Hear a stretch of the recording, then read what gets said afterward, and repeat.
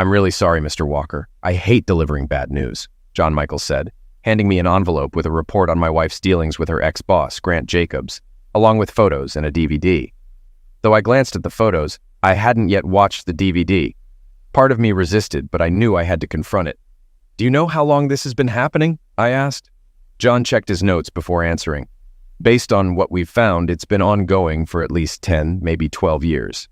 It started around when your wife was up for a promotion, John said, aligning with the birth of our daughter Sophie. I decided to get DNA tests. Another worry struck me: STDs. The report showed Grant had affairs with other married women, although we'd been carnal since her retirement. What risks had I faced unknowingly? I needed testing. Scanning the report again, I grimaced at Aaron's note that Linda seemed unaware of Grant's affairs. If it helps, Grant claimed he never meant to break up your marriage. He just wanted physical engaging, John said, and they never did anything at your home. I'd let John install cameras, hoping our marital space hadn't been violated. No, that's not comforting, Mr. Michaels, I said. Grant Jacobs was no favorite of mine. Now I understood why. There's more, Mr. Walker, John continued. Jacob's sister Natalie knew about the affair and might have helped. This saddened me. I'd always thought Natalie was decent. Damn, I muttered. Have you talked to a lawyer? John asked. Not yet. I wanted to know the truth first, I admitted. Well, Lisa Hawkins is my go-to for these situations. She's top-notch and hates cheaters.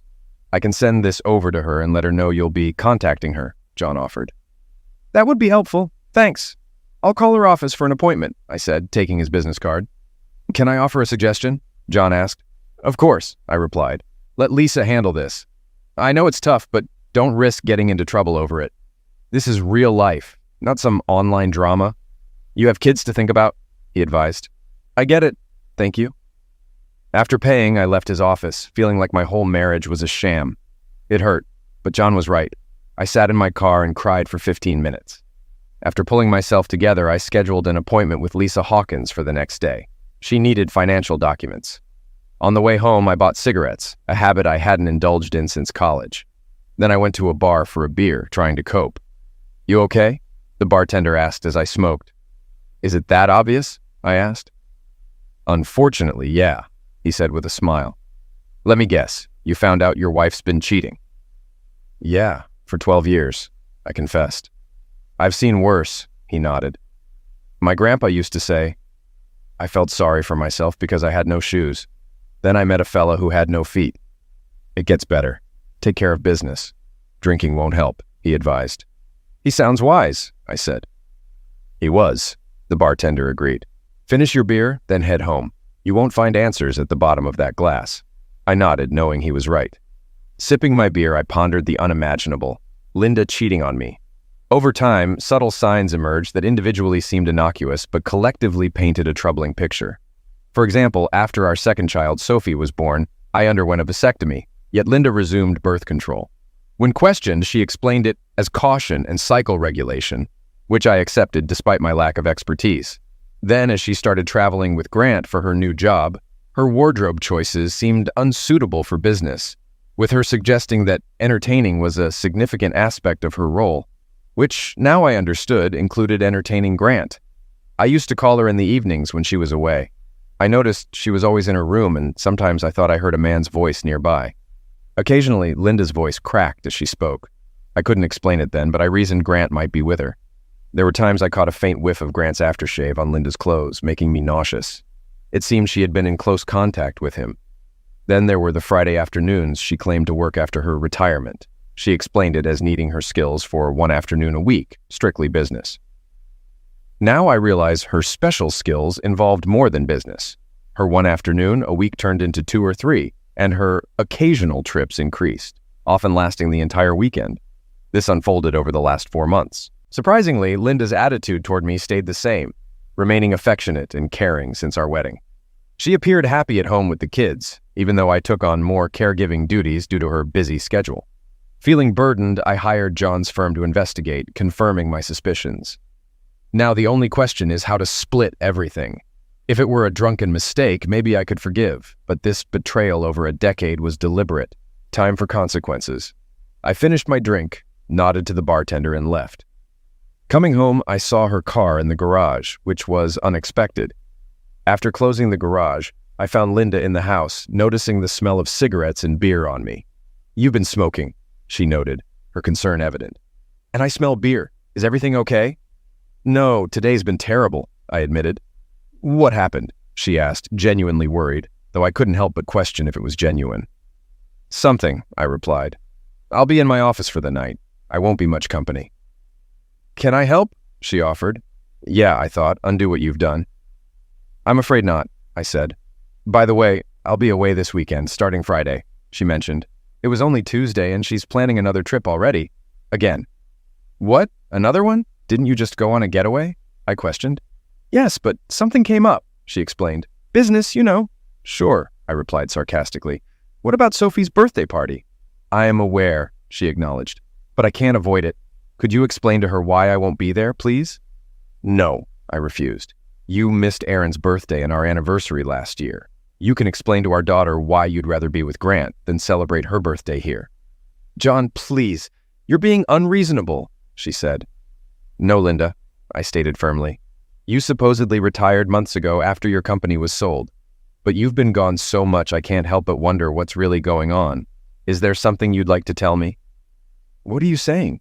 Are you accusing me of having an affair?" she asked defensively. "What would you think if the situation were reversed?" I questioned. She backed off a bit after that. "I see your point," she conceded. "But believe me, it's just business." "So you've said," I replied. "Now, if you'll excuse me, I have things to do. Please don't interrupt me. You'll have to look after the kids tonight." I retreated into my home office, closing and locking the door. I heard Linda attempt to open it. "John?" she called out. "Please, John, talk to me." "Leave me alone, Linda," I said through gritted teeth. "I'm busy." I heard her shuffle away as I gathered the information Lisa said she would need. Then I turned to the evidence John provided. Reading the report, it was difficult to comprehend that this was the woman I had loved and supported for the last 12 years. I donned my headphones and started the DVD. Unless you've been in my shoes, you can't comprehend the range of emotions that flood you when witnessing the woman you adore giving herself to another man willingly. I didn't care how John obtained these videos. All I knew was that any love I once held for Linda had vanished. As I watched her with Grant, I vowed never to touch her again. I forced myself to listen to their carnal conversations. "Hey, are we still on for this weekend?" Grant asked, holding her close. "Definitely," Linda grinned. "Can't go too long without you." "What about Sophie's party?" he asked. "John will handle it," she assured. "He's better with the kids." "I worry he'll catch on," Grant said. "You're supposed to be retired. I've told you I'm not giving us up," she affirmed. "Family's important, but so are we." "I hope you're right," Grant said. "What if he finds out?" "I'll deal with it," she said confidently. "It won't be easy," he warned. "I'll manage," she said. "He hasn't caught on in 12 years. "How long will this last?" Grant asked. "As long as possible," she declared, shutting off the video. "You just might get your wish." She tucked the DVD away and approached the office door. "What?" I said. "The kids are going to bed. Can you at least say goodnight?" she asked. "Yeah, hold on," I said, shutting down my computer and going upstairs. Despite my turmoil, I smiled as I tucked them in. Sophie seemed worried. "Are you okay, Daddy?" she asked. "Yeah, I'm fine. Go to sleep, sweetheart." "I love you," I said. "I love you too," she said, kissing my cheek. After leaving her room, I went downstairs for coffee. "I kept dinner warm," Linda said. "I'm not hungry," I said, going to the patio. Lighting a cigarette, Linda joined me, trying to kiss me. I turned my head, letting her kiss my cheek. "What's wrong?" she asked, concerned. "You haven't smoked since college." "We don't always get what we want," I said. "What do you mean?" she asked. I shook my head. "It's too late," I said. "Too late for what?" she pressed. "You're savvy," I said. "Figure it out, please. Leave me alone." "Maybe I can help," she offered. "Sorry for being abrupt," I said, softening. "Work's getting to me, maybe in a couple of days." I didn't like lying, but why not to a liar? "Okay," she said softly, tears forming. She went inside. I smoked 2 more cigarettes before joining her. After a shower to rid myself of the smoke, I wore pajamas rarely used and got into bed. Linda reached out, but I pushed her away, a first in our marriage. "John," she started. I turned away, refusing her kiss. "Good night, Linda," I muttered. She cried softly, but I didn't care. The next day, I readied for work and spent time with the kids before leaving without acknowledging Linda. She looked at me strangely. "Don't I get a kiss anymore?" she asked. "Sorry," I said, blowing her a kiss. "I love you," she said. "Yeah, me too," I replied, leaving. At the office, work was tough. I confided in my boss, who advised taking time off if needed. Later, I met Lisa. "Good afternoon, Mr. Walker," she greeted. We discussed my situation. "I want as much as I can get," I said, "especially custody." "Mothers usually get custody," she cautioned. "I've been their caregiver for a decade," I countered, and she admitted I'm a better parent. "That's helpful. We can use that," Lisa said, reviewing the financial data. "Your wife received a significant sum from the company sale. The dividends she gets rival your salary, which works in our favor." "So, does that mean no alimony?" I asked. "Or very little," Lisa confirmed. "She's still young, so she can work. If we secure custody for you, we might get child support from her." "What about the house?" I questioned. "If you get custody, you can stay in the house and she might pay half the mortgage. But if she gets custody, you might pay half the mortgage plus child support," she explained. "Or we could sell the house and split the proceeds." "And our retirement and bank accounts?" I pressed. "We'll leave retirement accounts alone. You keep your 401ks. The rest will be divided evenly," she assured. "What about Grant Jacobs? Can I sue him?" I asked. "Not in this state, but we'll mention him in the proceedings. You could sue for emotional distress, but it might not go far," she said. "And his sister Natalie? She knew about it," I added. "We can file if you want," Lisa confirmed. "When can we file all of this?" I asked. "We can have it done by Friday," she said. "Any rush?" "I want her served late Saturday afternoon. She'll be away for the weekend with Grant," I revealed. "Ah, shock and awe. We can arrange that, but there's an extra cost for a Saturday process server," she noted. "That's fine. Go ahead," I instructed. "All right, John," she said, concluding with a handshake. She reminded me not to act rashly before taking my retainer check. Leaving her office, I felt in control again. At home, I found Linda's car in the garage, surprising as she was at the office on a Wednesday. Her warm car engine and the aroma of pot roast greeted me inside. "Hi there," Linda greeted from the kitchen.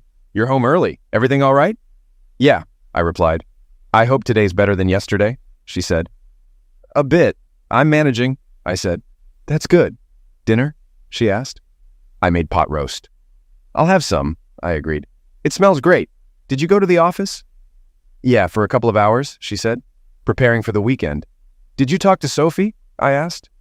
"Yes, she's not thrilled, but she'll come around," Linda assured. "Where are the kids?" I questioned. "In their rooms doing homework," she replied. "You're still going on this trip with Grant?" I probed. "Yes, purely business," she insisted. "Just business." "When do you plan to retire?" I asked. "I'm retired. They just need my expertise," she said. "Can't say how long they'll need me." "Seems like you might as well go back full time. You're practically doing it now," I remarked. "What do you mean?" she asked, puzzled. "With all the hours you're putting in, it's almost like you're on their payroll," I noted. "Why do you say that?" she inquired. "I'm actually making more now with my retirement." After changing into more relaxed attire, I complimented her cooking skills on the pot roast. She had always been exceptional, and I'd miss that. Spending time with the kids, I retreated into my office and locked the door. Linda knocked, realizing it was locked. "Planning to stay in here tonight?" she asked. "I think so. I still have a lot to do, and I'm feeling under the weather," I replied. "I'll crash on the futon to avoid getting you sick before your trip." "All right. Take care, John. I love you," she said. "Yeah, me too," I murmured, closing the door. Turning to my computer, I found what I needed, completed a form, and set a reminder to call the next day for confirmation. Thursday unfolded much like Wednesday, with Linda attempting to seduce me into bed wearing a sheer nightgown. However, knowing about her affair stripped away any allure her body held for me. "I'm sorry, Linda, but I feel a terrible migraine coming on," I murmured softly. "I'll rest here in the office tonight." A tear traced down her cheek as she turned away, but I remained indifferent. She called me at noon the next day to inform me of her departure. "I hope you're feeling better, John," she said. "Maybe we can reconnect when I return on Monday." "Thanks for letting me know," I replied. "I love you, John," she insisted. "Sure," I responded. "Have a safe trip. Goodbye, Linda." Ending the call, I dialed Lisa's number. "I'm filing the paperwork now, John," she informed me. They'll be served at 5:30 tomorrow at Grant's house, just as you requested. Natalie will be served on Monday." "Thank you, Lisa," I said, concluding the call. I locked up my office and returned home, preparing for the movers' arrival. I handed them a bag containing Linda's wedding dress alterations and a note, my wedding ring, and our torn marriage certificate, requesting it be delivered to Linda at Grant's house the next day at 5:30 p.m., along with two $50 bills as tips. "I'll handle this personally, Mr. Walker," the young man assured, taking the bag. "Thank you," I said. Reheating pot roast leftovers, I dined in the living room while watching TV. That night, I slept soundly in the master bed. At noon the next day, Linda's parents arrived with the children. I had been up preparing for Sophie's birthday party in the backyard, which started around 3 p.m. Linda had ordered a cake, which I picked up earlier that morning and stored in the fridge. "You've been busy," remarked Rhonda, Linda's mother, as she entered. "I didn't have much choice," I replied. "I just hope everything goes smoothly." "The kids will enjoy themselves," she reassured. "Did Sophie tell you Linda won't be here?" I asked. "Yes, she did," Rhonda confirmed. "I can't believe Linda would miss her daughter's birthday." She gave me a curious look. "Is everything all right between you two?" I ushered the kids upstairs to prepare for the party before addressing Rhonda and her husband George. "No, it's not," I admitted. "I hate to break it to you, but I'm divorcing Linda." "What?" exclaimed George. "Why?" "She's been having an affair with her boss for 12 years, I revealed. "That's where she is now." "Oh my God!" gasped Rhonda. "Are you sure?" "I am. I hired an investigator," I explained, offering to show them the report, which Rhonda declined. "I'd like to see that report," George interjected. "While you're doing that, I'll finish preparing for Sophie's party," Rhonda decided. I thanked Rhonda and led George to my home office, handing him the report. He shook his head in disbelief after reading about Linda's involvement with Grant. "That idiot," he muttered, handing back the report. "Sorry, John. It's hard to accept." "I understand," I sympathized. "What about Grant?" George asked. "I've sued him and his sister for emotional distress," I explained. He scoffed. "Just a lawsuit?" He scoffed. "After what he did?" "I get it, George," I acknowledged. "But I can't risk jail time with 2 kids. "True," he conceded. "But Grant needs to be dealt with." "I can't let you get in trouble," I insisted. "Don't worry, I won't land in jail," he assured. George was tough, and his plan was his own. "What's the plan?" I asked. "Better you don't know," he said with a grin. "Okay," I agreed. He clapped my shoulder. "Let's enjoy time with the kids," he suggested. Outside, Rhonda had set up for the party. Sophie was amazed by the decorations. "Thank you, Daddy," she said, embracing me. "This is so wonderful. I wish Mom were here to see this." "I do too," I replied. "We can take pictures for her to see later, okay?" "Okay," she agreed. I fired up the grill and started cooking hamburgers and hot dogs for everyone. Around 4:30 p.m., the doorbell rang, signaling the beginning. Over the next half hour, more than a dozen parents arrived with their children. All of them were Sophie's school friends, and they were all enjoying themselves in the backyard. Among the last to arrive were Natalie and her husband Ralph, with their daughter, Denise. I welcomed them inside and directed Denise to join the party in the backyard. I offered Natalie and Ralph something to drink, and they graciously accepted. "I'm surprised to see you here, Natalie. I thought you and Ralph had an important business trip this weekend," I remarked. "That's Grant and Linda's responsibility," she clarified. "I'm just there to support them in the office." "I see," I responded. "John, is everything okay?" Natalie inquired. "Between you and Linda, I mean." "Why do you ask?" I countered. "You're not wearing your wedding ring," she pointed out. I glanced at my finger and noticed the indentation where my ring used to be. "I returned it to her," I explained. "Maybe Grant will have better luck keeping her faithful than I did." "What do you mean by that?" Natalie pressed. "Let's not play games, Natalie," I retorted. "I know your brother's been involved with Linda for the past 12 years. I'll admit, you both did a good job of deceiving me all this time." "John, please, Linda still loves you," Natalie pleaded. "Yes, so much that she lied and betrayed me for over a decade. I can't even begin to describe how loved I feel right now," I said sarcastically. "So what's your plan?" Natalie asked. "What do you think? I'm divorcing her. She and Grant will be served soon," I stated, checking my watch. "Served?" Natalie questioned. "Yes, Linda will receive divorce papers and I'm suing Grant. You'll be served on Monday," I informed her. "Me? Why are you suing me? I haven't done anything," Natalie protested. "Exactly," I said. "For over a decade you knew about their affair. My investigator even suggested you might have facilitated it. And all the while you pretended to be my friend. You could have said or done something, but you didn't. How many times have you sat in my house, enjoyed my hospitality, knowing what Linda was doing with your brother? Did you find it amusing to make me a fool? Now my marriage and my family are shattered, and you're partly responsible for that. Thanks to the three of you, I'll never be able to love or trust another woman again. And my children have lost their mother. I hope you're satisfied. John, I'm truly sorry, she said. I'm sorry. Sorry isn't enough, Natalie, I asserted. For 12 years, the three of you conspired to ruin my family. You didn't care about the impact on me or my children, and now you've succeeded. It wasn't like that, Natalie insisted. Really? Was it all just business between the three of you? I scoffed. At first, yes, she admitted. It was Grant's idea initially. Linda went along with it because she wanted the job, but she wasn't happy about it. Over time, things changed. And what about after you sold your company and supposedly retired? I questioned. That was Linda's decision, Natalie clarified. I thought it would end, but Linda chose to continue the affair. Then she made a terrible choice, I remarked. But you still played a part. I'm truly sorry, John, she said. None of us wanted to hurt you. But you did, I concluded, in the worst possible way. It's best if you gather your family and leave my house, Natalie. She nodded silently. I understand, John, she whispered, before departing to fetch Denise and Ralph. And Natalie, I called after her. She turned to face me. Don't ever come back. She wiped away a tear and left with Denise and Ralph.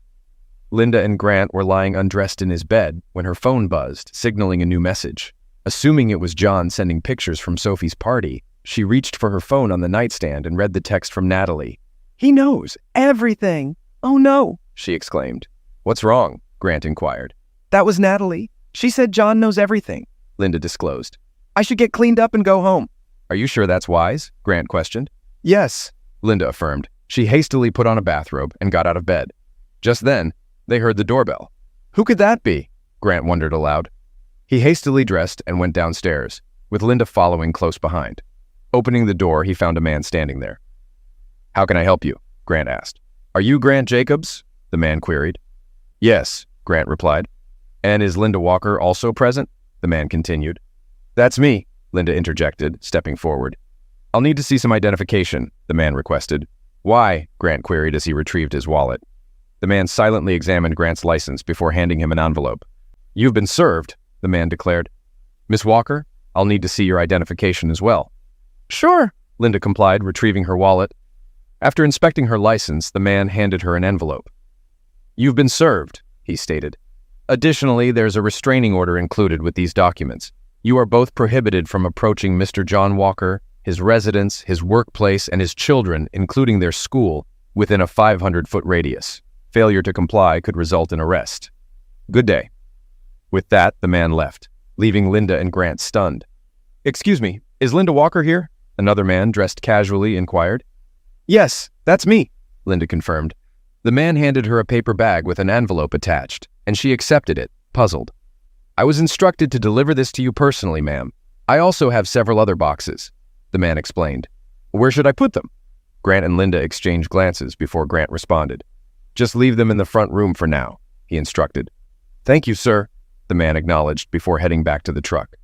As they watched, several boxes were brought in and stacked in the front room as directed by Grant. While this was happening, Linda opened the envelope. Inside was a man's wedding ring, a note, and her marriage license, torn into 4 pieces. Tears streamed down her face as she read the note.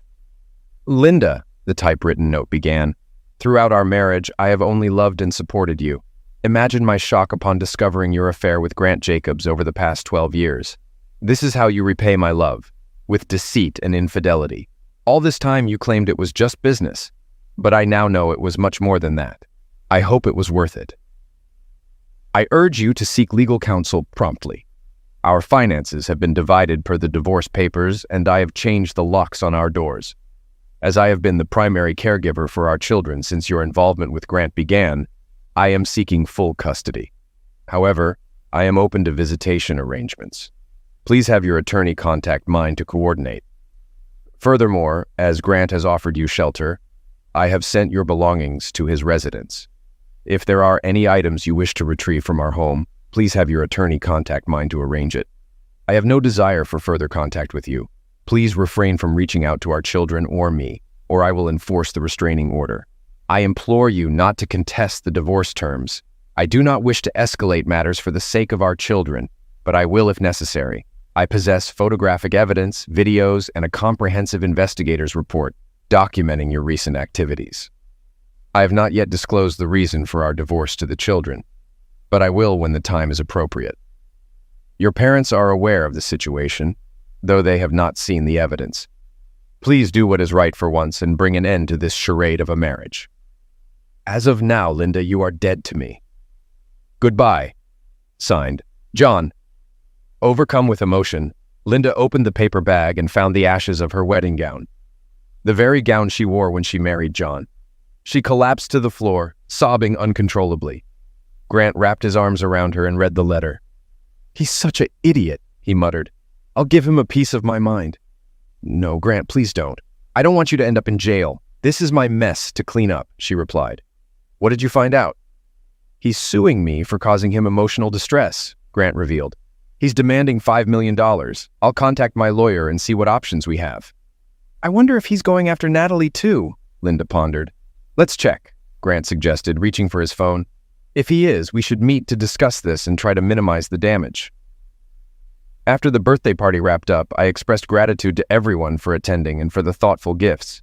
As I surveyed the cluttered house, I knew I had my work cut out for me. Sophie approached me with tears in her eyes. "What's wrong, honey?" I asked, embracing her.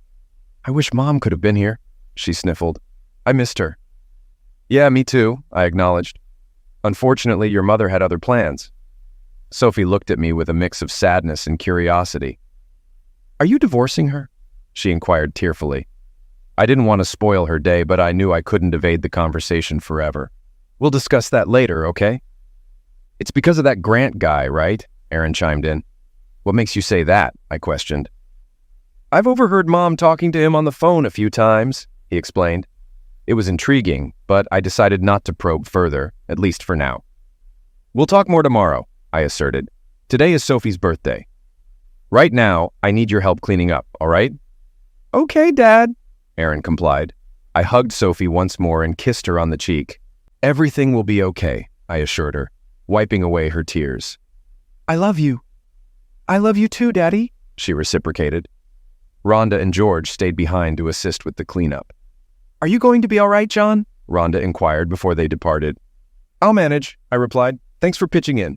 "Of course," she responded. "If you need anything at all, don't hesitate to ask." "I appreciate it," I expressed. Rhonda embraced me, and George shook my hand. "Take care, son." He bid me farewell. After they drove off, exhausted, I retreated upstairs and fell asleep almost instantly. The following day, I rose early and completed my usual Sunday tasks after preparing breakfast for us. While I mowed the lawn, Aaron handled the edging. Once we finished, we tidied up and put away the equipment. After lunch, I was surprised to find Sophie making sandwiches for us. We dined together at the table before clearing our plates. Sophie regarded me seriously as we finished. "All right, Dad," she began. "You need to tell us what's going on."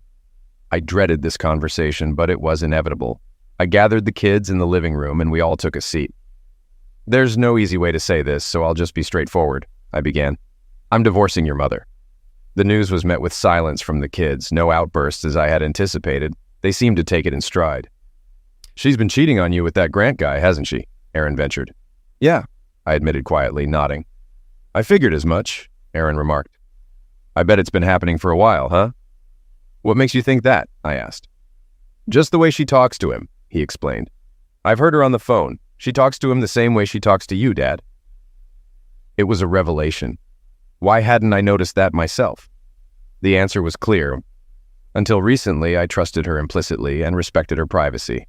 I saw no reason to eavesdrop on her conversations with Grant or anyone else.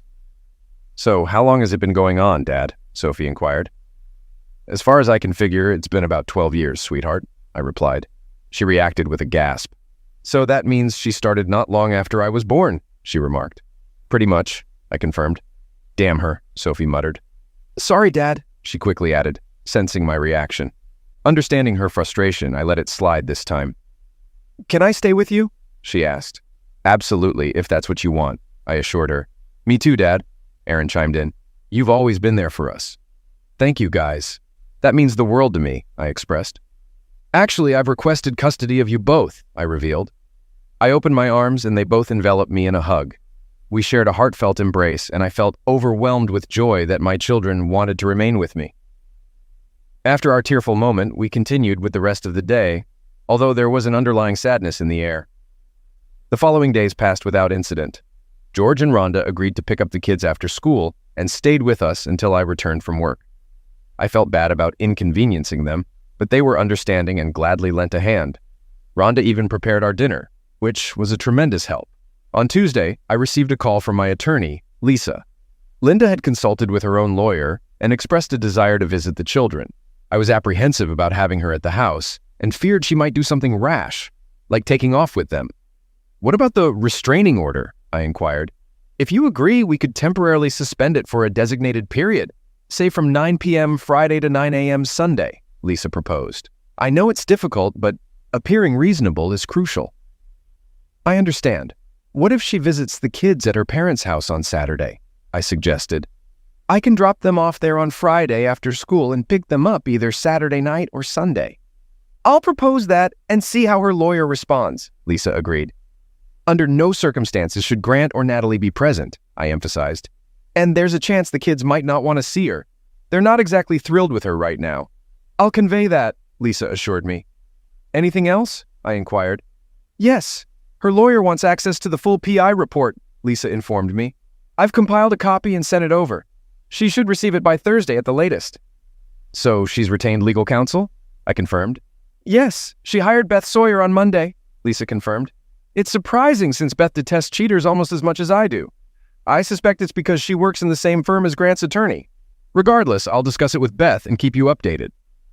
The next day, Lisa informed me that Linda and her lawyer had agreed to my terms, provided I suspended the restraining order for 36 hours, from midnight Saturday to noon Sunday, and it only applied to Linda, not Grant or Natalie. They also agreed that Linda would visit with the children at her parents' house and refrain from taking them anywhere. If the kids were comfortable with the arrangement, Linda would spend the night there with them. Reluctantly, I accepted these terms, not wanting to appear unreasonable to the court. Initially, the children were hesitant, but I managed to convince them to give it a chance. George and Rhonda agreed to pick them up after school on Friday and return them to the house on Sunday afternoon after their visit. I had reservations, but I trusted George and Rhonda. George even suggested taking me to a bar to catch some sports over a beer on Saturday night. On Friday morning, I ensured the children had all they needed for the weekend. After hugging and kissing them, I drove them to school, reminding them to contact me if Grant, Natalie, or their mother tried to approach them. Only after confirming they were safely inside the building did I head to work. The following evening around 5:30, George picked me up and we headed to the Flatstick Pub, a bustling sports bar downtown. Over burgers and beers, we caught up while watching the action on the numerous screens. "Linda showed up around 9 o'clock this morning," George informed me. "It was tense initially, but things eased up a bit. The kids aren't thrilled with her and made it clear. Surprisingly, she came clean." "That's unexpected," I remarked.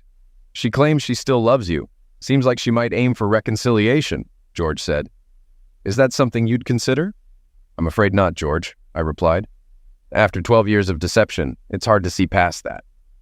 "I understand. Did you really burn her wedding dress? That gown set me back over $2,000 when you two got married," George recalled. "It felt appropriate at the time," I admitted. "She mentioned her lawyer thoroughly reviewed the PI report and gave her a stern talking to," George added. "I think she's starting to grasp your perspective." "Too little, too late," I stated. George nodded, taking a sip of his beer. Suddenly, we heard a commotion behind me. Before I could react, something struck my head and I saw stars. As I fell, I managed to dodge a subsequent blow aimed at me. "I'm going to eliminate you, you idiot," Grant's voice rang out. Seeing him looming over me, I instinctively retaliated, recalling self-defense lessons from my father. I landed a fierce kick to Grant's groin as he advanced, causing him to collapse. Seizing the opportunity, I delivered several blows to his face in rapid succession. It wasn't a calculated attack with finesse. It was raw fury, and a desire to retaliate against the man who shattered my marriage and family happiness. Unaware that Grant was already unconscious, I relentlessly struck him until 2 pairs of hands pulled me away. As I came to, I found myself in a hospital bed being examined by a doctor. My right hand was bandaged, and my left hand and forearm were in a cast. A throbbing headache plagued me. "He'll be all right," the doctor assured George. "While he'll have a headache for some time, there's no sign of a concussion.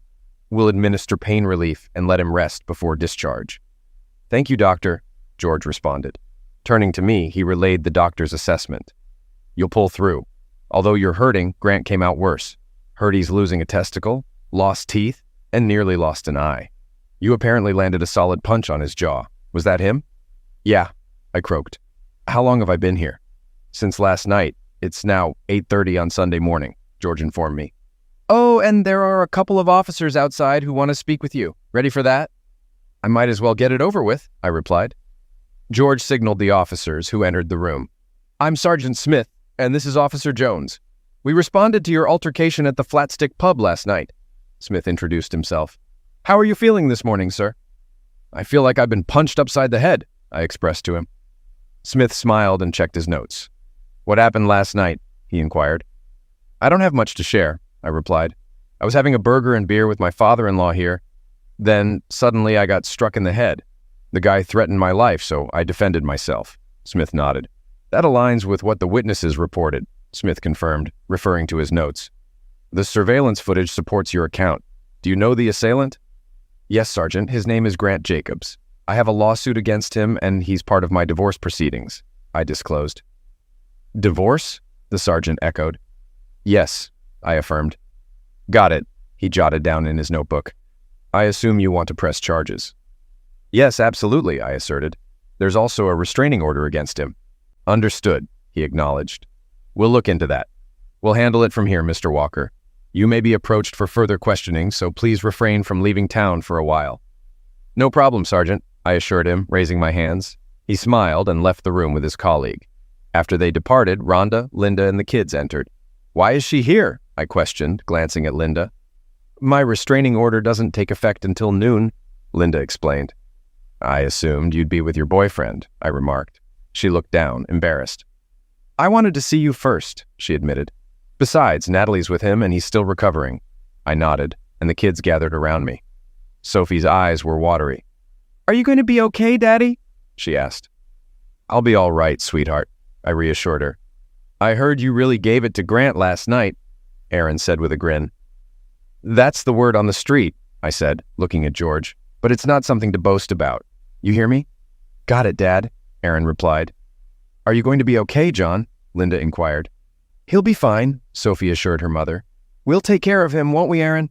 "Yeah, we got this," my son affirmed. Linda glanced at our teenage children before speaking. "If you guys don't mind, I'd like to have a private chat with your father for a few minutes," she requested. They hesitated before agreeing. "Sure," Sophie said, "but we'll be just outside the door. Come on, Aaron," she added, reaching for her brother. They exited, followed by George and Rhonda.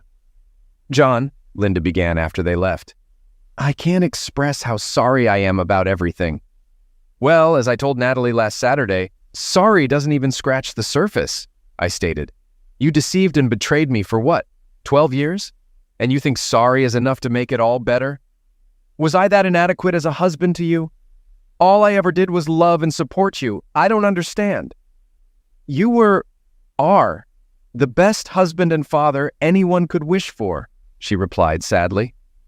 "But even that wasn't sufficient for you, was it?" I questioned. "It's not like that," she defended. "Really, that's what it seems like to me," I countered. "You don't comprehend," she insisted.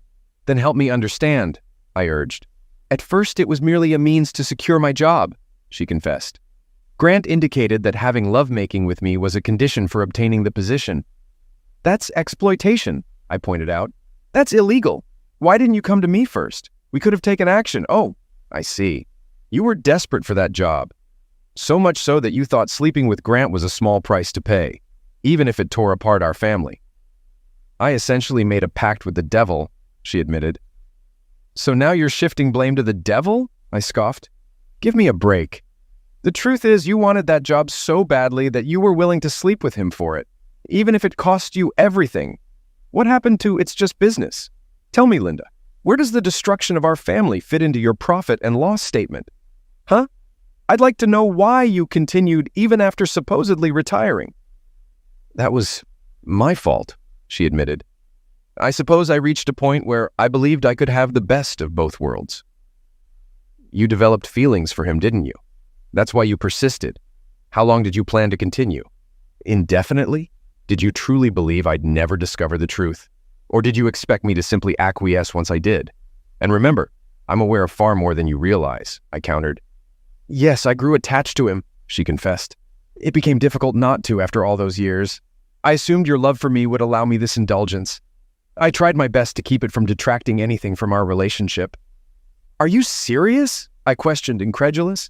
Every moment you spent with him detracted from us. Surely you grasp the concept of opportunity cost, the forfeit of potential benefit from other options when one is chosen. You chose him over your family. Consequently, you forfeited your family. But I still love you, she insisted. My love for you never waned. But you lost respect for me, I pointed out. She appeared shocked. No, that's not true, she denied. Yes, you did, I asserted. That's why you promised him you'd continue sleeping with him indefinitely and discussed threatening to accuse me of maltreatment in a divorce. Her eyes widened. You heard that? She gasped. Yes, and more, I confirmed. For instance, you told Grant you'd prefer spending time with him over our daughter on her birthday. What kind of mother does that? What message do you think that sends to an impressionable teenager? Did you consider her feelings or Aaron's when you missed his birthday last year? She flinched at that. I suppose I failed as a wife and mother, she murmured. Your words, not mine. But if they resonate with you, I said, shrugging. By the way, I can assure your lover he won't be pursued for child support. Yes, I had DNA tests conducted, and the children are mine. She looked at me stunned. Oh my God. You thought I'd do that to you? She exclaimed. Well, you deceived me for 12 years, I reminded her. You schemed and misled me all that time, concealing your affair. What would you expect? You might also find comfort in knowing I haven't contracted anything from either of you. You may not be aware, but Grant enjoys playing the field. You're not his only conquest. I suspected, but I wasn't certain. What should I do now? She inquired. Sign the divorce papers, Linda. Put an end to this charade of a marriage. Then seek help and get your life in order. For the children's sake, I advised. I suspect you'll have ample time. I imagine Grant will be detained by the state for some time. You're probably right, she conceded. Okay, I'll sign the papers. I'm sorry, John, for everything. You've said that, I reminded her. I suppose I have, haven't I? Well, thank you for allowing me time with the kids this weekend, she acknowledged. You're welcome, I replied. I know you don't believe me, but I truly love you, she insisted. And I wish you could find it in your heart for us to reconcile. You're correct. I don't believe you. But I appreciate you saying so, I admitted. I suppose a small part of me will always care for you too. But it's insufficient. I need to be able to trust my partner. And after what you've done, I don't know if I'll ever trust anyone again. She nodded as tears streamed down her face. I get it, she murmured. Goodbye, John. She leaned in and planted a kiss on my cheek. Goodbye, Linda, I responded. She turned and exited the room, tears streaming down her face. George, Rhonda, and the kids entered after her departure. Everything okay, son? George inquired. Yeah, I assured him. We had a talk. I think she finally realizes the extent of her mistakes. Does that mean you and Mom are reconciling? Sophie asked. I shook my head. No, sweetheart, I clarified. But you both love each other, she reasoned. Love alone isn't always enough to sustain a marriage, Sophie, I explained. Trust is equally important, and right now, I don't trust her. You'll understand this someday. The doctor conducted one final check and discharged me. George drove me home with the kids. Update. Later that night, I received a frantic call from George and Linda. Natalie informed them that Linda attempted self-destruction by overdosing on sleeping pills and hard drinks. Natalie discovered her unconscious at Grant's residence while retrieving some of his belongings. A note on Linda's nightstand simply read, I'm sorry. Though she nearly succumbed to the overdose, Linda survived and spent a couple of days in the hospital. Following evaluation by mental health professionals, she was released into George and Rhonda's care, eventually relocating back in with them. Linda signed the divorce papers without contesting. Lisa informed me that I'd be legally single in 90 days. Free. Yeah, right. Grant and Natalie's attorney swiftly settled with us for half of my initial claim. Consequently, I received approximately $3.5 million after legal fees. I allocated $1 million for each child's college fund and saved the remainder. I began planning a Mediterranean cruise for the kids during their next summer vacation. Grant received a 10-year prison sentence for aggravated assault, battery, and attempted homicide based on video evidence from the attack. He'd be eligible for parole in about 8.5 years. I saw Linda during visits to George and Rhonda's home. Sometimes we'd chat briefly, but I couldn't overlook her actions. She sought counseling to understand her motives, clinging to the hope of reconciliation. I was pleased she sought help, but it felt like closing the stable door after the horses bolted. Over time, she rebuilt a relationship with the kids, which I welcomed. George mentioned she focused on writing for business blogs and refrained from dating. She expressed sadness upon learning of the cruise without her, but managed to cope, wishing us well.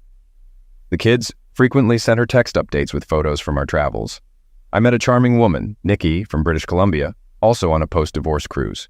She was slightly younger than Linda, had shoulder-length blonde hair, and a bubbly demeanor. I enjoyed her habit of ending sentences with "eh?" She had 2 children spending the summer with grandparents in Idaho, similar in age to mine. We shared stories about our pasts and occasionally shared a bed. Sophie teased me, singing "Daddy's Got a Girlfriend" while nudging me. We exchanged contact details at the cruise's end, promising to keep in touch via email and Skype. Though uncertain of what the future held, we spoke online at least twice weekly. We adjusted to life without Linda. My employer accommodated my schedule for school runs. I knew Aaron would eventually take over driving duties once he was old enough. Shortly after our return, George visited with some unfortunate news. "They're planning to admit Linda to a mental hospital," he informed me. "Oh, why?" I inquired. "Sophie sent her a photo of you 3 having dinner with that Canadian woman you met on your cruise," he explained. I don't think Sophie meant any damage, but Linda didn't react well. She had a breakdown. Rhonda and I discovered her in the bathtub. She had cut her wrists. "Oh my God!" I gasped. "I'm sorry to hear that." I genuinely felt regretful upon learning about her self-destruction attempt, yet part of me felt a sense of validation. Now she understood a fraction of the pain I experienced when I first discovered her affair with Grant. Yeah, me too. Thankfully, she botched it and survived. But given her history, the doctors concluded she requires constant care and supervision, George shared. Rhonda and I are getting too old to watch over her around the clock. Thus, they decided to institutionalize her. "For how long?" I inquired. "It's uncertain, son," he responded. "It could be a few years. It could be indefinite. I just don't know." "Keep me updated if there's anything we can do," I offered. "Thank you, son. I appreciate it," he replied. Nikki and I sustained our long-distance relationship, and I found that our frequent conversations deepened our connection. I also caught myself daydreaming about her, a lot. She expressed sorrow upon hearing about Linda, primarily for George, Rhonda, and the children, but she echoed my sentiments. During our last conversation, she suggested visiting us with her kids or proposed I bring my children to her home, a 2-story log house situated on 50 wooded acres north of Kamloops, built in the late 1800s, she mentioned. Having never ventured north of the U.S. border, I found the idea intriguing. Who knows what, if anything, will transpire. In any case, that's a tale for another time.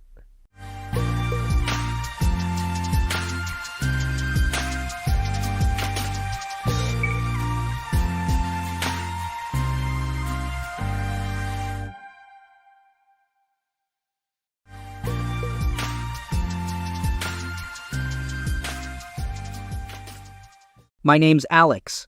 I hail from a fractured family raised by a controlling mother and her meddling sisters. Megan, the eldest, was 13 years my senior, with Anna 10 years older. I suppose I was an unplanned child, blamed for my parents' separation. Dad left in 1977 when I was 5 and never returned. Throughout my childhood, I faced bullying at school and at home. All I craved was my mother's love, a simple gesture of acceptance that never came. Despite the challenges, I excelled academically, dedicating 12 years to my studies. Time passed, and in 1993, I found myself at Kingston University in South London, grateful to escape my home life. It was there I met Holly, her image still clear in my mind. She exuded beauty and confidence, while I remained shy and introverted. Holly was in her final year of a creative writing degree, contrasting with my pursuit of a master's in mechanical engineering and design. As I mentioned, I was too timid to approach her, while she attracted attention from men effortlessly. Standing at 5 feet 5 inches with brown hair and captivating brown eyes, she possessed a beauty that seemed beyond my reach. The men who pursued her were outgoing and popular. To my surprise, one of Holly's friends struck up a conversation with me at a party, leading to Holly's eventual inclusion. Despite my limited experience with women, my humility and bashfulness seemed to attract her. Summoning the courage, I asked her out, and we began dating. I'm not ashamed to admit she took my pureness, but after about 6 months, rumors surfaced of her involvement with other men. Unable to substantiate the claims, I hesitated to confront her. Holly was a spoiled child, indulged by her parents and her sister Caroline, which strained our relationship. I endured her entitled behavior, her penchant for creating public scenes, causing me embarrassment. Despite my friends urging to end the relationship, I found myself in love, a feeling I had never experienced before. After graduation, we both found jobs and a flat outside Southampton, New Hampshire. Her family ties drew us there, as I had long severed connections with mine. We married a year later, welcoming Sophie into the world the following year, and Ava a couple of years after. Holly relished motherhood, and everything seemed perfect between us. Over time, I advanced in my career, eventually joining Walker Engineering 10 years ago. The increased salary and bonuses helped us save for a better house. But like many during the economic downturn of 2008, it was a tough year. Many lost their jobs, and winning contracts became harder, forcing us to work longer hours without extra pay. It was during this time, with both girls in school full-time, that I discovered Holly's affair with a man from our old university. Lost in work, I remained unaware until it was too late. Initially unsure of the identity of her lover, Toby suspected a classmate who had moved nearby. Confronting Holly proved futile, as she laughed off my concerns, though I sensed her deception. Nonetheless, my stable job and income put me in a good position to buy a nice house. Holly constantly pushed me to buy a house that reflected our status, whatever that meant. Despite my reservations, I agreed, and we purchased a lovely detached 5-bedroom house in Southampton. It was a buyer's market, so we snagged a good deal, despite the slightly high mortgage. One thing I did, which was unusual for me, was to open a new savings account in my name only. I only deposited my share of the bonus into it, and since I handled all finances and banking as the sole breadwinner, I doubt Holly even knew about it, even if I waved the receipts in front of her. Looking back, this turned out to be one of the smartest things I could have done. I needed some security because I wasn't sure if Holly planned to leave me if her old flame returned. After that incident, things seemed to return to normal, and my daughters remained my top priority. I supported their education and spent ample time with them on weekends, taking them to various activities like dance classes, concerts, and the zoo. Holly always seemed too preoccupied with her outings with her indulgent and idle friends. I seldom socialized with other husbands, but we all seemed to be somewhat controlled by our wives to varying degrees. My friends would tease me with the song "Under My Thumb" by the Rolling Stones whenever I had to cancel plans for what Holly wanted. Even at work, my colleagues would make comments about my marital situation, especially Holly's dominance over me. It wasn't until a few months ago that everything came to a head. Ava had just left for university, leaving Holly and me alone for the first time in 18 years. Both our daughters were attending our old alma mater. As I helped Ava settle into her new apartment with her sister, she turned to me and questioned why I was still with their mother. I was taken aback, as Ava had always been quiet, like her old man. "I heard she's fooling around with Henry Walker at your company," Ava said, tears welling up in her eyes. It was news to me, but I wasn't shocked. Over the years, I could have investigated her affairs but refrained, fearing it would break up the family and cause my daughters to resent me, just as my sisters did my dad. I tolerated her infidelity because I couldn't bear to lose what we had created, despite still loving her. This revelation had several effects on me. Firstly, it made me realize the depth of my daughters' animosity towards their mother, far greater than I had imagined. Secondly, it brought up old feelings from my upbringing and how they influenced my weaknesses. Finally, I realized I was the subject of gossip and ridicule at work, particularly from Henry Walker, who coincidentally was the nephew of the owner and the man betraying me. I felt utterly lost, unable to continue enduring this situation, especially now that my youngest daughter was aware of the mockery from Holly. I knew I had to confront her. My heart raced as I sat at the kitchen table, waiting for Holly's return. When she finally appeared, I found myself unable to speak once again. She merely looked at me with what seemed like apathy and contempt as she unpacked her bags. Eventually, I gathered the courage to speak. I questioned Holly about the nature of her relationship with someone else. She replied that she wouldn't classify it as an affair, insisting it wasn't that significant. I felt a mixture of shock and disgust, waiting for her to explain how her actions could be justified. She expressed her admiration for me as a provider and a friend, but admitted there were certain needs I couldn't fulfill. I was dismayed by her straightforward admission and asked if it meant she was cheating on me. Holly clarified that it was only her body involved, not her heart or mind. Stunned by her audacious admission, I was left speechless. She nonchalantly mentioned exploring relationships with younger men. Startled, I raised my voice, questioning her actions. Holly cautioned me not to shout, and despite admitting to being involved with 2 other men, she expected my silence. She threatened me with the choice of accepting her terms or risking her departure to be with someone else. I remained silent, hoping she would notice the pain on my face. Attempting to justify her actions, she claimed that such behavior was common among her friends and could even improve a marriage. I was appalled by her attempt to use her friend's actions as a justification, considering it contemptible and self-centered. Challenging her with the idea of having another woman, she laughed off the suggestion, mocking my ability to connect with other women. She confidently stated that our relationship would continue on her terms, warning me not to ruin a good thing. In reality, she was right. Throughout our 22-year relationship, I had displayed unwavering loyalty and compliance with her wishes. Now, everyone knew I was being betrayed, tarnishing my reputation among friends and colleagues. The next morning, I entered my office and was met by Henry Walker, the man involved with my wife. With a smirk, he inquired about Alex's well-being, his smug expression fueling my frustration. I chose to remain silent. Near the coffee machine, I heard laughter from some men. Despite their amusement, I continued past them, feeling exposed. Even Olivia, the boss's secretary, seemed to find my situation amusing. Seated at my desk, I pondered the rough start to my day, feeling ridiculed both at work and home. Despite my efforts to focus, my anger lingered. I resolved to delve into my father's background, knowing only his birthplace and departure at 38 in 1977. Searching family history sites for Cambridgeshire, I found several potential matches. Anticipating his passing before my university years, I narrowed it down to 3 options and posted inquiries on genealogy websites. Lost in thought, my boss, Jack, summoned me to his office. Jack, a successful but morally questionable man, wanted to talk. Despite considering leaving due to his behavior, his persuasion and high pay kept me. I discovered his affair with his secretary Olivia, unbeknownst to his 3rd wife.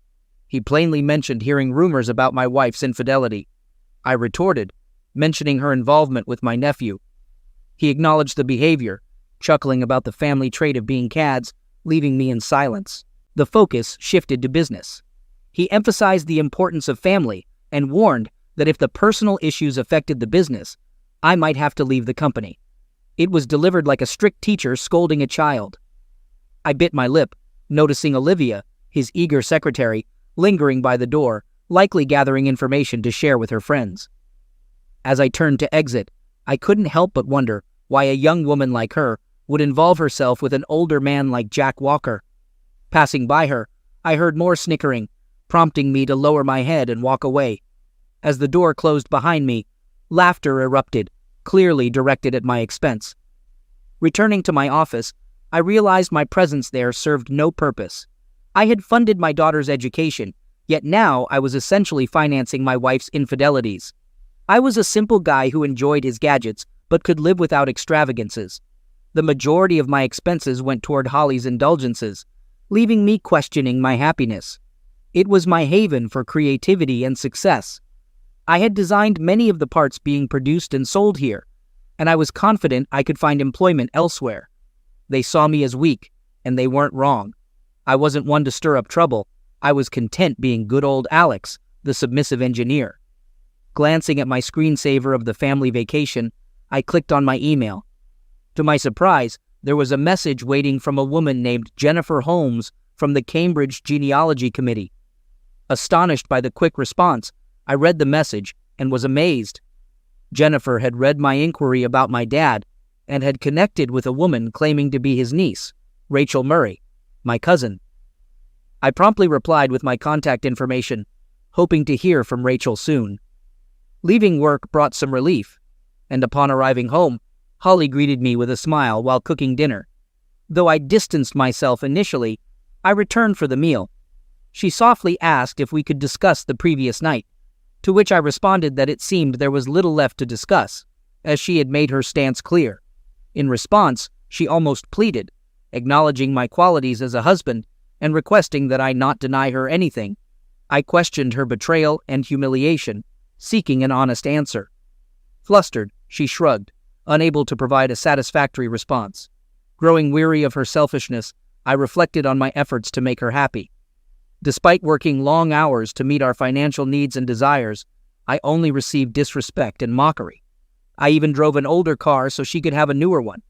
She acknowledged having needs that I couldn't fulfill and presented an ultimatum: accept it, as she assumed I would, or she would seek satisfaction with a younger man.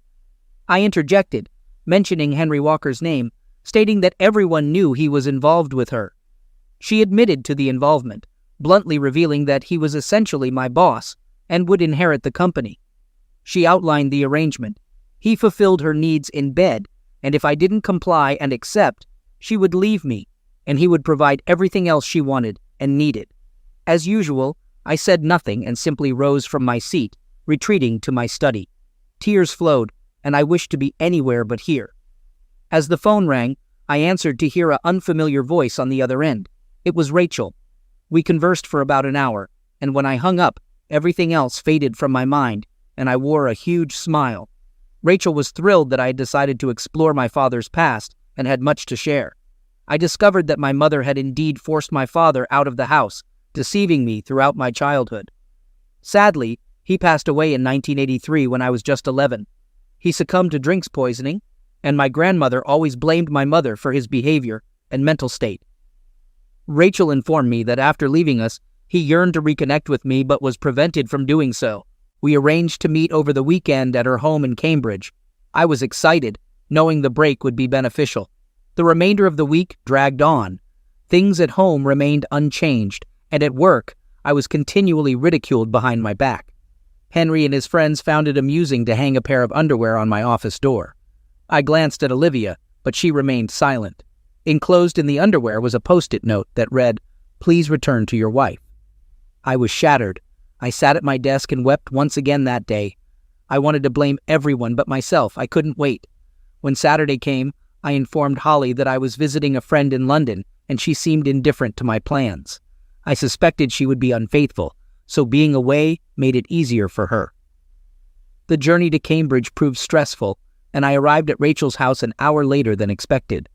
Surprisingly, she welcomed me with the warmest hug I'd received in years, seemingly unfazed by the delay. I met her husband Greg and their children, Grace and William, after which we dove into discussions about my father and newfound family. Rachel's warm and selfless demeanor was evident as she and Greg conversed animatedly, often finishing each other's sentences, eager to share our family story. Joined by David and Lucy Price, my cousin and Rachel's brother, we bonded well, exchanging insights about my father and family. After lunch, we took a short trip, affording me time to reflect. Upon our return, David and I discussed our jobs and family lives, and for some reason, I found myself confiding in my new cousins. They offered unwavering support, advising me not to tolerate my current situation. Leaving Cambridge, I felt a renewed perspective. Having endured numerous lies and mistreatment, the kindness and honesty shown by my newfound family gave me hope. I realized I needed to reclaim happiness, not only for myself, but also for my daughters, friends, and this new family. Returning home at 8 p.m., I found Holly getting ready to go out. I inquired about her plans, and she replied that she was going out with her friends.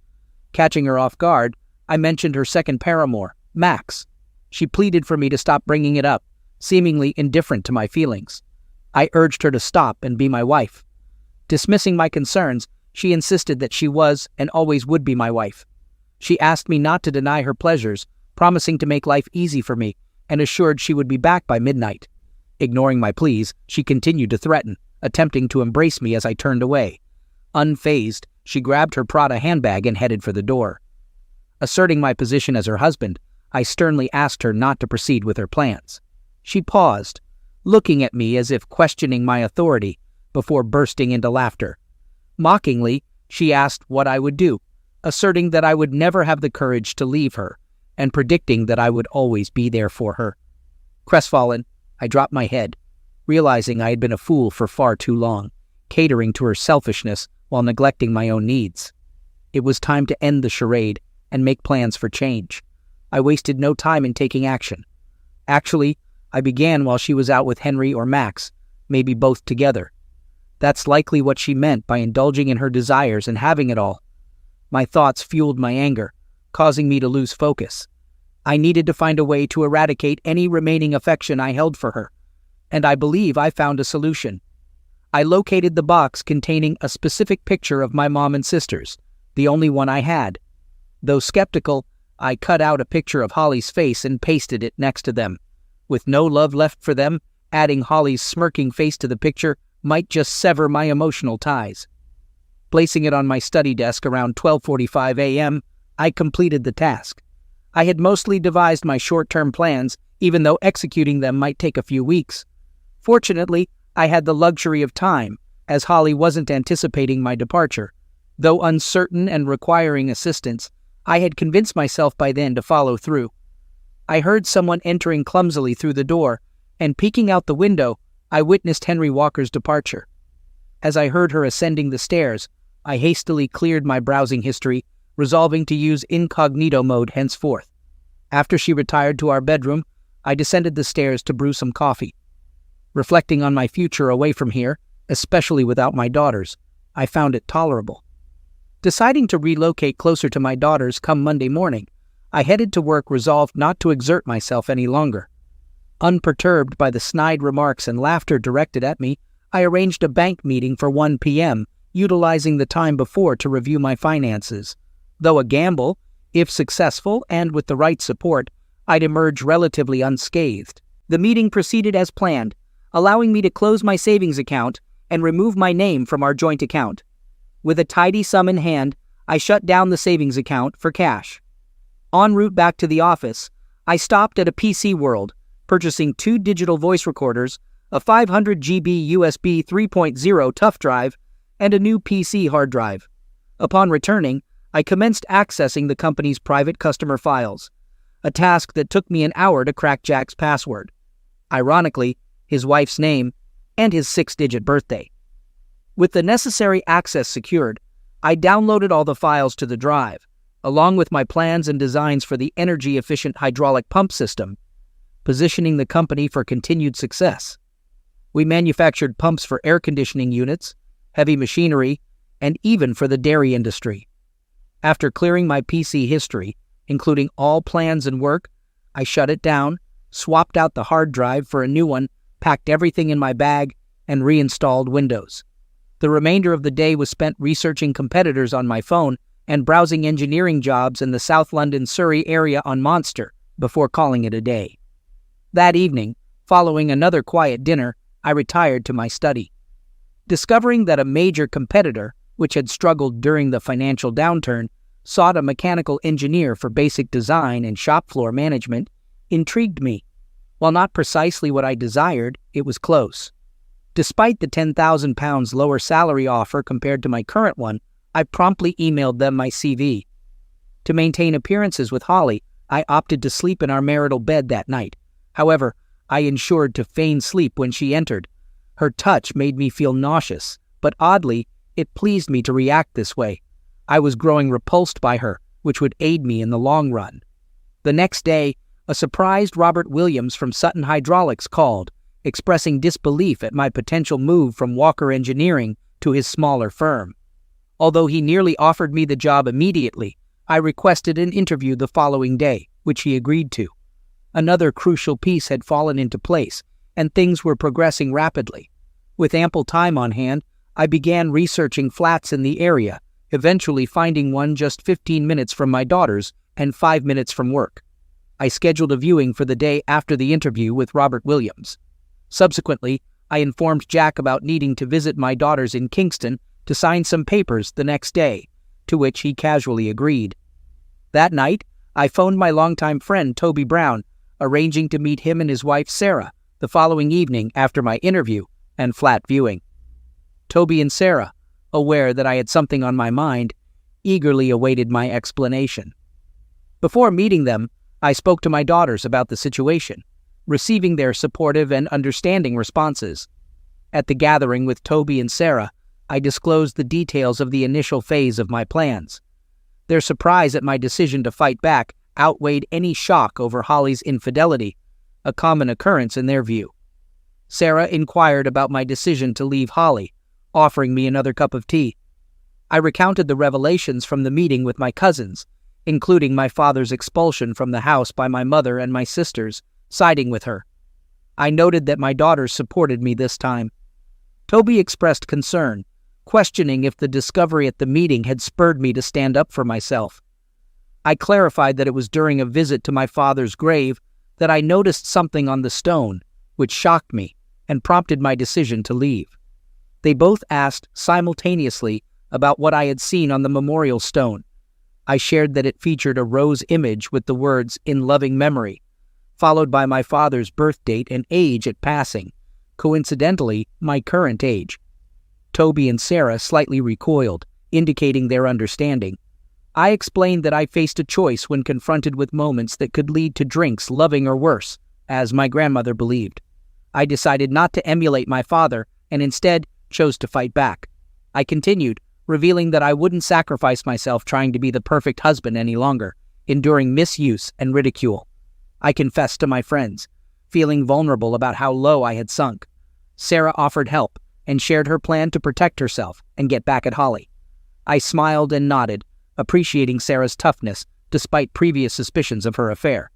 Explaining my financial strategy, I shared that in 2008, I established a separate savings account, depositing all my bonuses and extra cash. Securing a mortgage required only my name, making it easier for me to apply a loan. I outlined Toby's role in transferring ownership of my house to a new company he would create to settle the mortgage, transferring the deeds through the land registry. Toby voiced skepticism about the plan, but I assured him that Holly wouldn't have the means to contest it. I pointed out that her religious parents, upon discovering her infidelity, would prioritize their principles over supporting her. They agreed, and even offered to help cover the mortgage, allowing me to delay payment. On my way home, I visited the local Land Rover dealership, where I negotiated to trade Holly's car for the latest model. We terminated the payment plan for the Range Rover Sport she had, benefiting the dealership from reselling it. I assured the dealer that I would return for my own upgrade, knowing he could recoup the cost of Holly's car by selling it as practically brand new. I apologized for any inconvenience, but explained that the prospect of selling me an expensive new Range Rover more than compensated. Upon leaving, I picked up a 2016 brochure, not for myself, but for Holly. Upon arriving home, she sat in the lounge, nursing a coffee and looking pale. I removed my jacket and tossed my bag onto the floor, preparing to enact the second part of the plan. I expressed my love for Holly and my desire for her to have the best. I declared that I would trade in her car and buy her a new 2017 model, pointing to it in the brochure. Expressing her enthusiasm, she exclaimed that she loved the new car, unaware of my plan. She acknowledged my ability to make her feel better, mentioning the only hiccup being that they already had a buyer for my car. She proposed taking it to the dealership by Friday afternoon, leaving work early for the task. She suggested I use her car for the weekend to visit my lovers, causing her to recoil at the final remark, a look of shock and confusion crossing her face. Inquiring about what was wrong, I prompted her to address the situation. She mentioned nothing specific, but asked if I was still upset about our arrangement.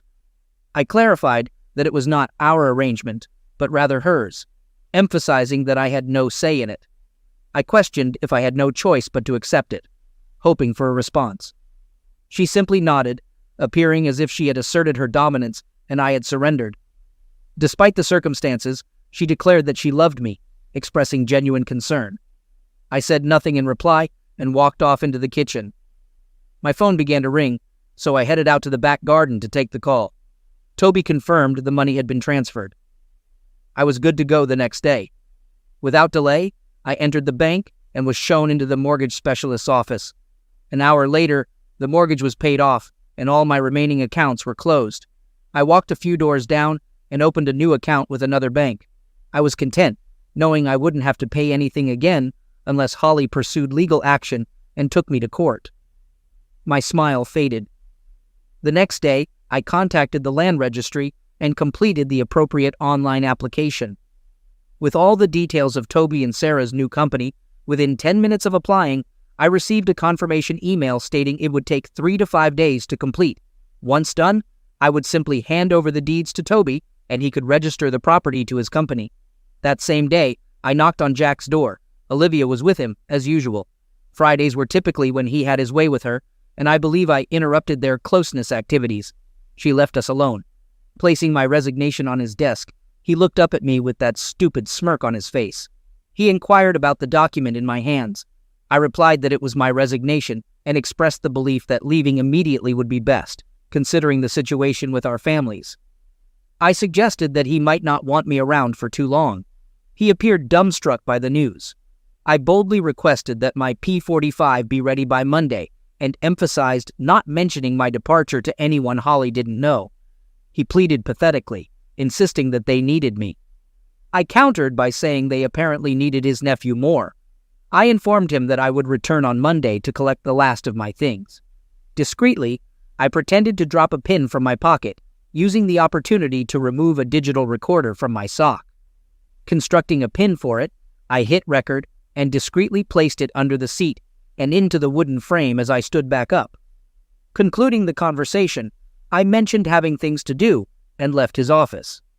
As a parting shot, I told him not to come crawling back when he's broke, suggesting that the only thing keeping his cheating wife with him was his money.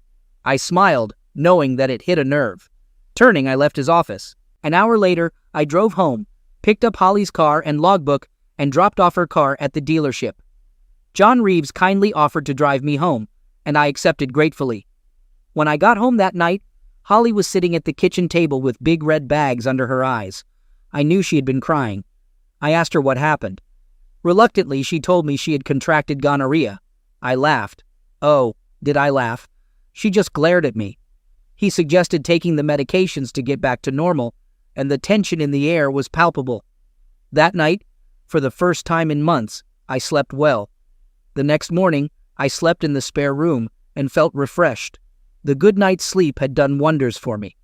I entered our bedroom and gently woke Holly, explaining that I was giving her space to rest and recuperate. Holly expressed a belief that I found her disgusting, to which I remained silent. Tears started streaming down her cheeks as she admitted to messing up big time. She professed her love for me and expressed a desire for me to get better.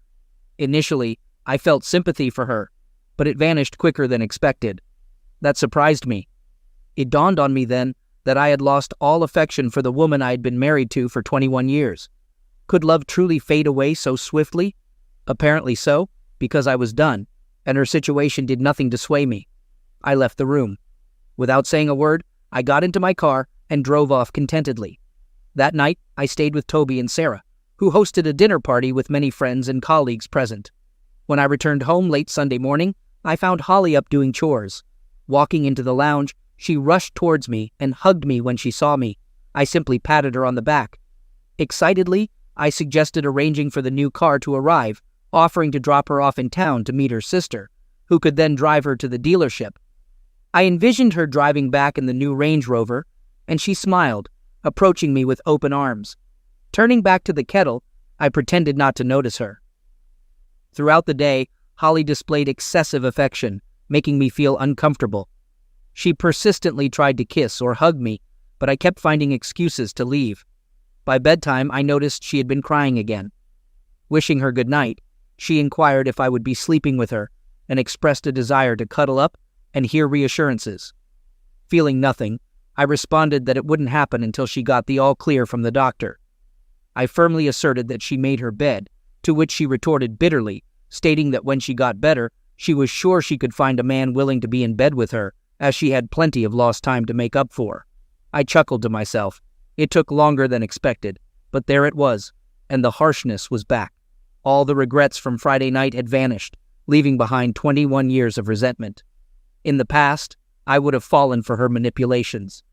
But this time, I ignored her tears and headed for the spare room. It would be my last night in my house, and it would be in the spare room. I was also relieved she said those things. It erased any lingering doubts I might have had. As I looked at my doctored picture of her and my sisters, all I felt was hatred for her. She was only sweet when she wanted something, and nasty when she didn't get it. I woke early Monday morning. Holly was up early too for her 8:30 hair appointment. So I drove her into town as planned. I drove off, knowing it could be the last time I ever saw her. I feared it wouldn't be, but I was determined to make it so. On the way, I called the mobile phone company and terminated both our contracts. Pulling over into a lay-by, I paid the penalty on my card. They informed me that the phones would remain in service until 5 p.m. perfect. Next, I headed to the office to pick up my P45. I stepped into the factory, greeted by a somber atmosphere. Word of my departure seemed to have spread, briefly eliciting looks of fear from my colleagues. Unsure of the reason behind their unease, I made my way down the corridor toward my office, passing by the coffee machine where the usual group was gathered. Uncertain if Max and Henry were aware of their shared involvement with my wife, they grinned at me, exchanging jokes with others. I greeted them with false cheer, saying good morning. They asked about my wife, prompting the usual laughter at the recurring joke, which I failed to find amusing. I replied that she wasn't doing well, attributing it to one of them giving her an unwelcome surprise. I left them in stunned silence, and when I glanced back, their jaws had dropped, leading to a commotion before I headed upstairs. Approaching Olivia, she offered a half smile and lowered her head, perhaps indicating that I was now earning some respect. Jack appeared at the door before I could knock. He asserted that he had what I wanted, instructing me to take it and get out. Perhaps that respect was merely my imagination. Entering his office, I sat down, discreetly slipping a recorder into my pocket from under the chair. I knew he'd had his usual Friday rendezvous with Olivia, and now I had it recorded. He snapped, inquiring if I had another job lined up.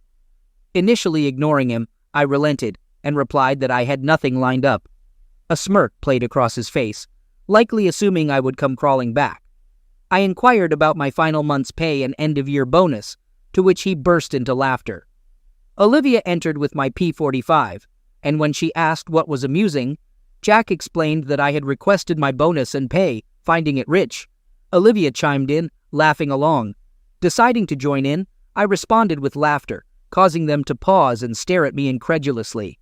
Olivia questioned why I was laughing, and I retorted, asking her why she let the old man take advantage of her every week. My laughter intensified, and they froze, with Olivia's eyes widening as Jack flushed with rage. In response to Jack's anger, he spat out, calling me a scoundrel and instructing me to get out of his office and his company before he had the boys drag me out by my ears.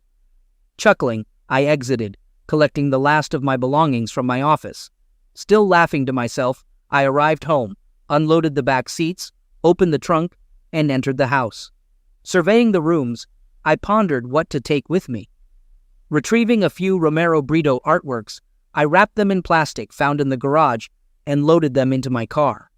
I went around the house collecting various items, then emptied my wardrobe upstairs. I secured all my important paperwork, including the girls' birth certificates and my wedding certificate, from the safe. Utilizing a loft ladder, I retrieved my old belongings, including my degree and family photos.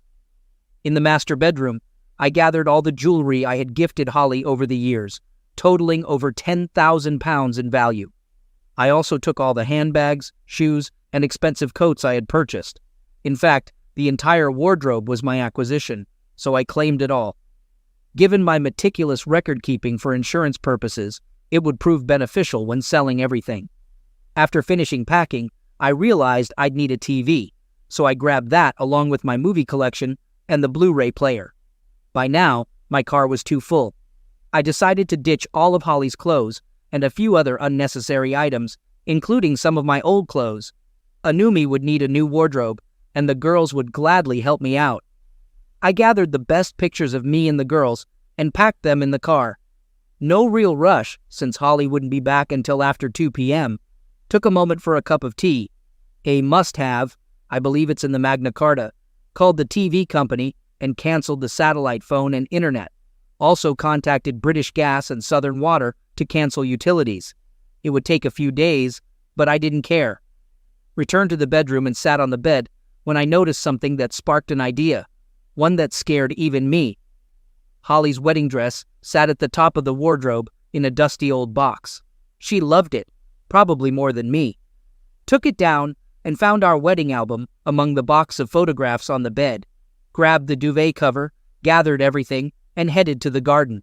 Dumped everything into a pile, including Holly's clothes and belongings I couldn't sell. Left her underwear untouched. Didn't want any reminders. Closed up the car and checked the time. Only 1:45 p.m. Called up Robert Williams and told him I'd drop off my P45 later with the night shift, eager to start fresh tomorrow. He seemed pleased, and I hoped I'd brightened his day. At 2 p.m., I sat waiting for the call. Found some paint thinners in the garage and poured it all over the wedding dress in the garden. Just as I was about to light the fire, my phone rang.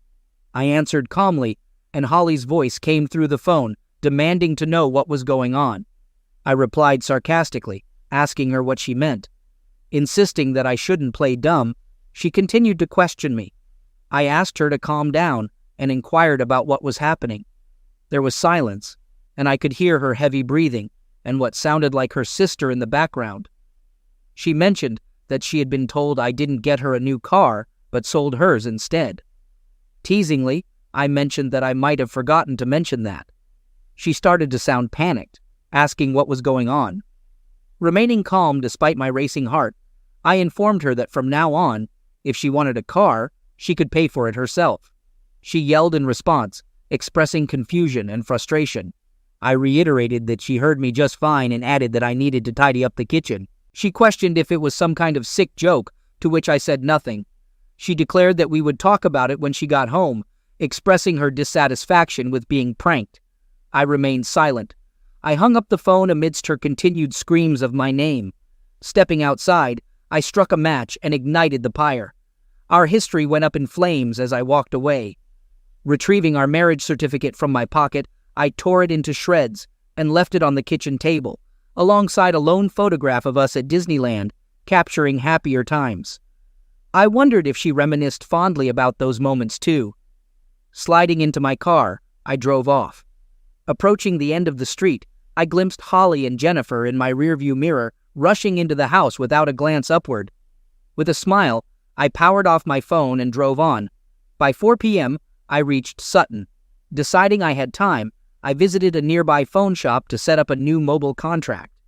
Additionally, I caught the admin team at work to handle my P45 and met Freya, my new secretary, who, unlike Olivia, exuded professionalism despite her youth.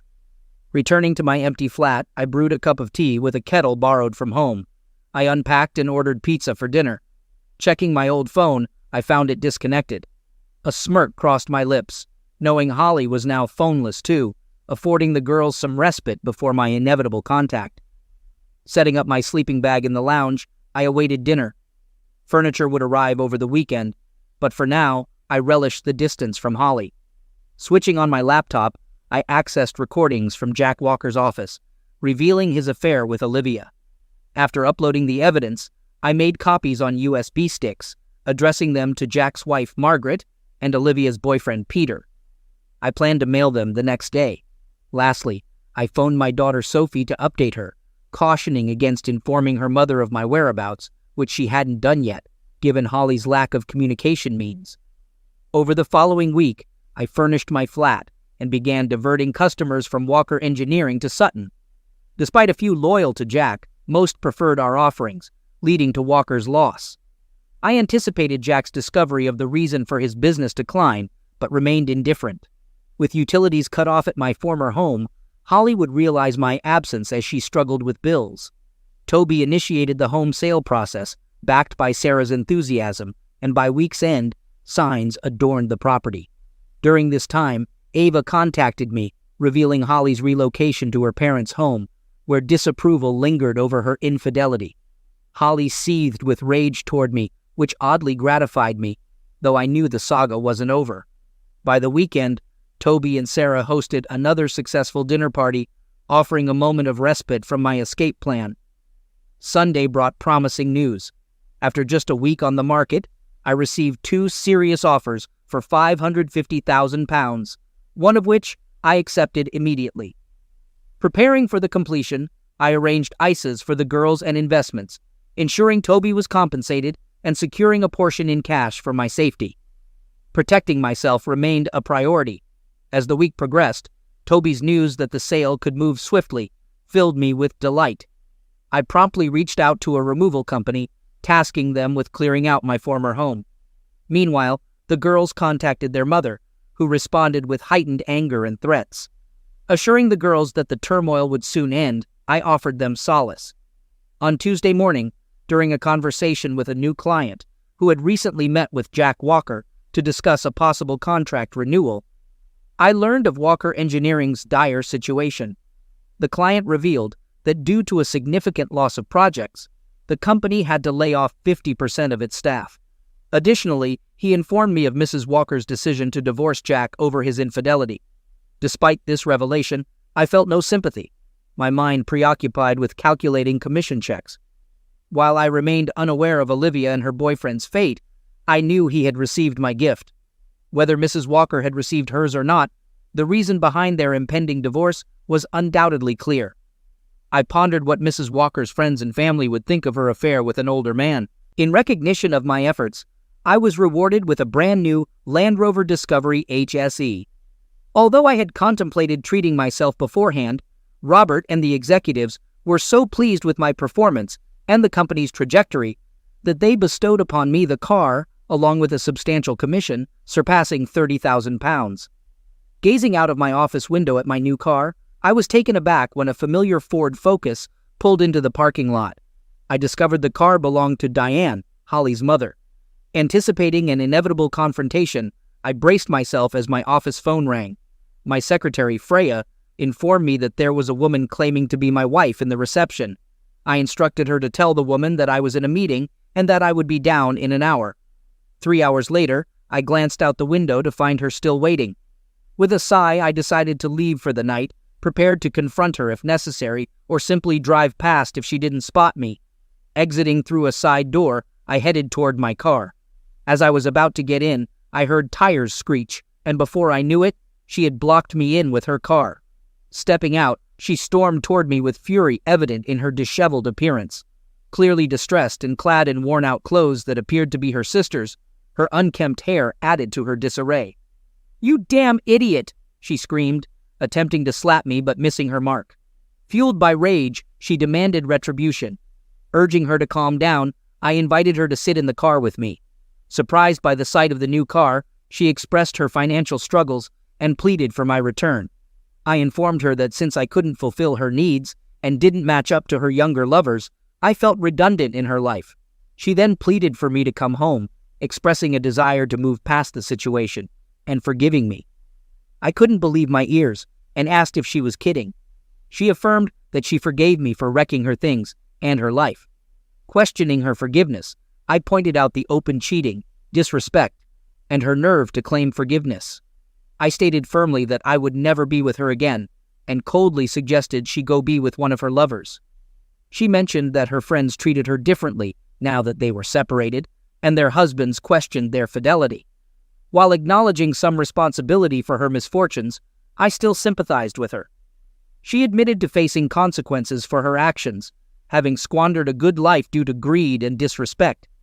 Despite this, I knew I had to move forward. She pleaded for me to come back into her life, claiming to have nothing left. She inquired about her share of the house and mentioned her need for a divorce. I pointed out that she had never once said she loved me, stating that she just needed me, but I didn't need her. I disclosed that I had defaulted on the mortgage and lost the house, admitting to lying. Her reaction was one of shock, and I understood the purpose of her visit. Declaring my desire for a divorce, she pleaded desperately, claiming to love me. After over 20 years together, she pleaded, acknowledging a mistake and claiming severe punishment. I emphasized that it was a huge, unforgivable mistake, stating firmly that I would never return to her. She screamed and begged, filling the car with her cries. Offering a proposition, I suggested a clean break and offered 30,000 pounds in cash if she agreed. Her demeanor changed, and she became resolute. She yelled, threatening to fight me in court for everything, asserting that I didn't lose the house and was too smart for that. Acknowledging her correctness, I found myself on the defensive. I started by stating firmly that she wouldn't get a penny from me.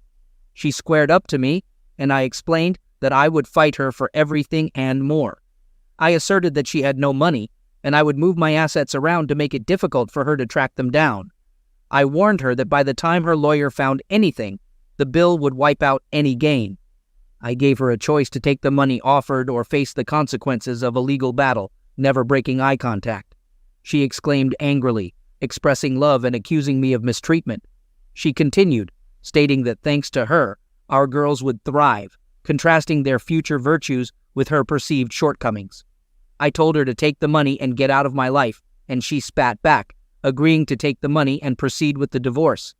I responded that I would arrange it, and she exited my car, slamming the door shut.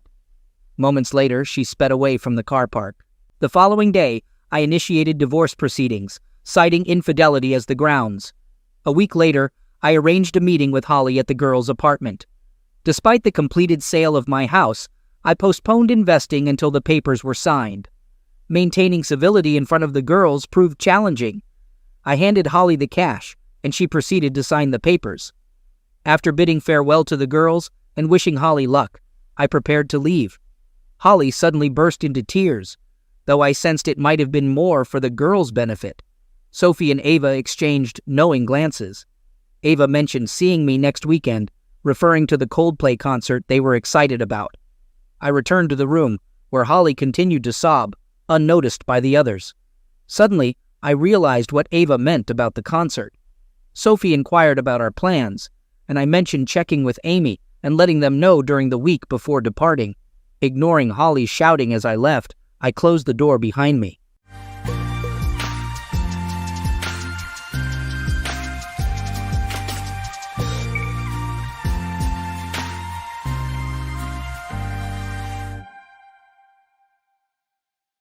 Welcome to Lost Relation Chronicles. I'm Ted, a 45-year-old man. In 2020, I tragically lost my partner, Diana, to COVID-19. A common friend introduced me to Kathy, a 38-year-old woman who had previously been married and divorced due to a difficult relationship with her ex-husband, who was described as an alcoholic and abusive. Relying on my friend's advice, I began dating Kathy. However, as time passed, I started to notice significant differences in our political views. While I hold traditional values when it comes to family, life, and gender politics, Kathy leans strongly towards the left. Before I could get married, my friend who introduced me to Kathy suggested that I ask for a prenup agreement before we get married, and I was fine with it. Gave me a feeling of a movie star. I laughed at the idea, but anyways, not that it would impact my life. We decided to get married after just 3 months of dating. Kathy was quite dedicated to following left-wing politicians and held some strong political views. While she occasionally tried to sway me to her side, my commitment to my traditional family values kept me grounded. We engaged in friendly debates on various political topics from time to time, and in these discussions, I often found that she struggled to respond when I presented factual arguments. Fortunately, our love life remained relatively unaffected by her political leanings, allowing us to focus on the aspects of our relationship that we shared. I was employed as a manager in a software company, which provided me with a steady and comfortable income. Kathy, however, came from a more modest background and made the choice to stay at home and manage the household. On occasion, I would return home to find Kathy engrossed in watching news debates, and it wasn't unusual for her to greet me with angry and unwelcome comments stemming from her frustration with the world.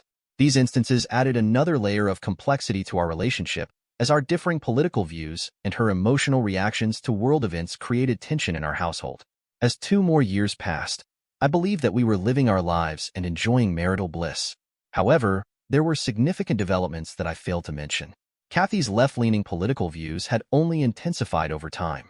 She became a strong advocate for women's liberation and empowerment. I suggested to Kathy that she could consider working to prove herself and contribute financially, but her response surprised me. She firmly believed that working and taking care of the household was my responsibility. While I could understand her perspective, I couldn't help but notice the shift from advocating empowerment and gender equality to embracing more traditional gender roles, which happened rather quickly. It appears that there were more changes in Kathy's behavior over time. She began spending a lot of time on her phone, engaging with various social media platforms like TikTok and Instagram, which seemed to consume her entire day. On certain occasions, I would come home to find that dinner hadn't been prepared, and when I inquired about it, she simply stated that she was busy. I was left puzzled, as cooking was one of her responsibilities. That night, Kathy did engage in an intimate encounter with me, but it felt notably different from our usual interactions. She displayed a more dominating attitude, which was a significant departure from our usual dynamics. Coming home early one day, I was surprised to find my wife engaged in an enthusiastic conversation with our single, gym-loving 27-year-old neighbor. As soon as she saw me, she abruptly ended their discussion and hurried over to me, greeting me with a passionate, full-blown French kiss, complete with the whole tongue thing. It was entirely unexpected, and it felt like she wanted our neighbor to witness the display. This left me feeling both surprised and concerned about the message she might have been trying to convey. It was a departure from her usual behavior. I was taken aback by the passionate kiss and my wife's reaction when I questioned her about it. Her response, a simple smile followed by a question if I didn't like it, left me speechless. I decided to change and process what had just happened. In the days that followed, I noticed more changes in her behavior. Kathy started working out and became significantly more active in our sex life, with a frequency I hadn't experienced before. Then, one morning while having my coffee, I noticed Kathy was still in bed, and her phone was left on the kitchen table. Curiosity got the better of me, and I picked up her phone, finding a video featuring a famous former adult movie actor offering tips for marriage. Oh, we're comparing stats. Baby girl doesn't know that I am Tom Brady at this game. Married at 18, divorced at 21. Second marriage, married at 25, divorced at 28. Third engagement, engaged at 29, ended it at 30, but I kept the ring. I'm still keeping Tom Brady on his toes. We should not be afraid to leave these men. We are not stuck with these people. Marriage is not a sanctimonious thing. It is paperwork. It's something, it's a commitment you make to someone.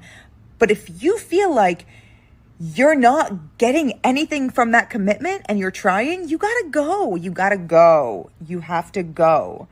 I know it's difficult to fill out paperwork and to make appointments and to do all of these things, but this is your fucking life. Do you want to be stuck with someone? Period. Do you want to be... What would a woman who had her legs open for the world to see? Will suggest you get divorced. For heaven's sake, she has multiple failed marriages, and now she advises women to get divorced just like her. She has earned money in from her career in the corn industry. She has money from her multiple divorce settlements. What does a common woman, who just is a housewife or just works a normal job, has? Does she have the financial security as the Kron star?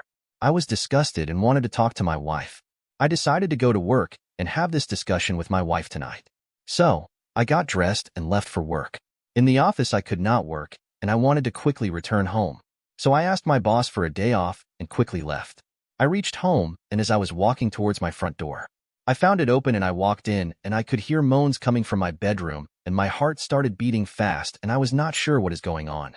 I walked towards my room and found my wife naked on top of the neighbor guy. I was shocked and stunned. I somehow gathered myself and managed to get my phone out to start filming their act. They were so involved that they did not notice my presence, and I walked out quickly. I rushed out of the house and went for a long drive and kept driving till I reached the nearest beach. I stood there and let the wind wash my face. My tears had dried, and I was desperate to get my life sorted. After a few hours, I called my lawyer, and he asked me to come and meet him. I was fortunate to get an appointment the same day, and I shared the video with him. The lawyer assured me that adultery is a ground for divorce, and he would try and save as much money from being split as possible. I then told my lawyer that I do have a prenup. As per the prenup agreement, if I cheat on my wife, I would have to let go of 70% of all my assets. If she cheats, I would not give her anything. Well, I now started to thank my friend who suggested me to sign a prenup agreement. The lawyer asked me to cut all contacts with my wife and asked me to leave my house till she is evicted from my house. I discussed with my lawyer, and after some discussion I sent her a message stating that I was going out of town for an emergency meeting and will not be able to be at home. I went to a local motel, and meanwhile my wife kept calling me and I kept ignoring her calls. In the meanwhile, my lawyer also hired a private investigator to do a background check for Kathy. What came out was nothing short of shocking. I knew she was previously divorced. I was told her previous husband was alcoholic and abusive. However, what came out that it was the other way around. She used to work as paid protester for the left politicians. She used to charge money to show up and protest for political reasons. Once her husband asked her to stop, she framed him of being an alcoholic. It turned out that the guy never drank alcohol. He was beaten up by Kathy, and once cops were called to stop her. They got divorced after she had busted his head open in one of their arguments. She robbed the guy dry and left him broken. I felt so lucky and relieved that I will be saving everything that I have worked for. After 5 days, I met the lawyer, and he introduced me to the famed private investigator. We decided to serve my wife that very day. He called the local police station and spoke to his friend, who agreed to help us. We drove to my house and again found my door open. We all walked inside and once again found my wife in action with the neighbor. This time I was not silent, called her name, and she was shocked to see 4 people standing in her bedroom watching her get pumped. She started shouting and hurled abuses and crying. She kept swinging between blaming and calling me names to saying how sorry she is and want forgiveness. The PI was filming all of this. The sheriff walked up and handed Kathy the divorce papers and said, "You have been served." I then broke my silence and asked Kathy to get dressed, and she has 2 hours to leave my house. She started shouting and said that I was abusive, and I have been abusive with her throughout the marriage. I kept quiet, and my lawyer then spoke up, asking her to connect with him in case she wants any communication with me. I asked the sheriff to help ensure that Kathy leaves my house. He asked Kathy to hurry up, and in case she has any complaints she can connect with the local police. Kathy got dressed and packed her bags and walked into the neighbor's house.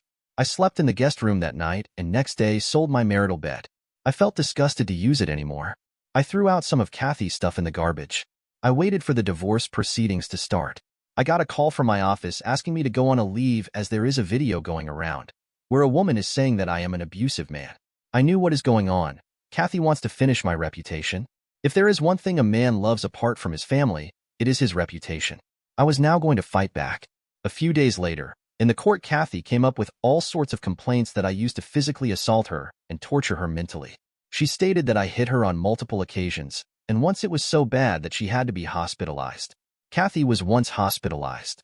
She did fall in the bathroom and was hospitalized. I was a bit afraid how this will be seen by the court. My lawyer was an expert with taking care of such tactics. He proved with my digital presence that I was 20 miles away from my wife when she fell and was hospitalized. He produced the 911 call that was made by Kathy when she fell. Also, brought the 911 respondents as witness, who confirmed that I was not present and confirmed that Kathy did not mention that she was assaulted by anyone. Kathy also accused me of mental torture and how I used to make her feel that she is from a modest background and never used to care for even her minimum requirements. My lawyers produced all the credit card statements where Kathy had been shopping for her minimum requirements. Kathy even accused me of cheating on her and even bringing other women in our marital bed. This was once again busted as every visitor is documented on camera when they enter our gated housing society. There was no such evidence that I ever brought any guest to our house. It was now my turn. My lawyer produced 2 video evidences where Kathy was on bed with the neighbor guy. On watching this, Kathy stated that it was I who asked her to sleep with the neighbor and I wanted to watch. The judge had enough and asked Kathy to talk when she is asked to. My lawyer then went on to produce the viral video where Kathy was accusing me of being an abusive husband. He requested that this video be stopped and Kathy apologized for propagating false narrative. The court took into account all the present evidences and stated that Kathy did cheat on me and asked her to take her video down and offer an unconditional apology. Kathy then again stood up and asked for alimony and part in the property that I hold. The judge quickly reminded her that is she speaking out of line and need to sit quietly. The judge then asked Kathy to come forward. She walked up and the judge told her that it is clear that she has cheated and there is no evidence against me. She was then directed by the court to make another post with an unconditional apology for me and also told her that she will not get any money from me as it was part of the prenup agreement that she will not get any money if she cheated. Kathy was stunned and started crying in the courtroom. She started shouting at everyone in the court that she is being victimized as she is a woman.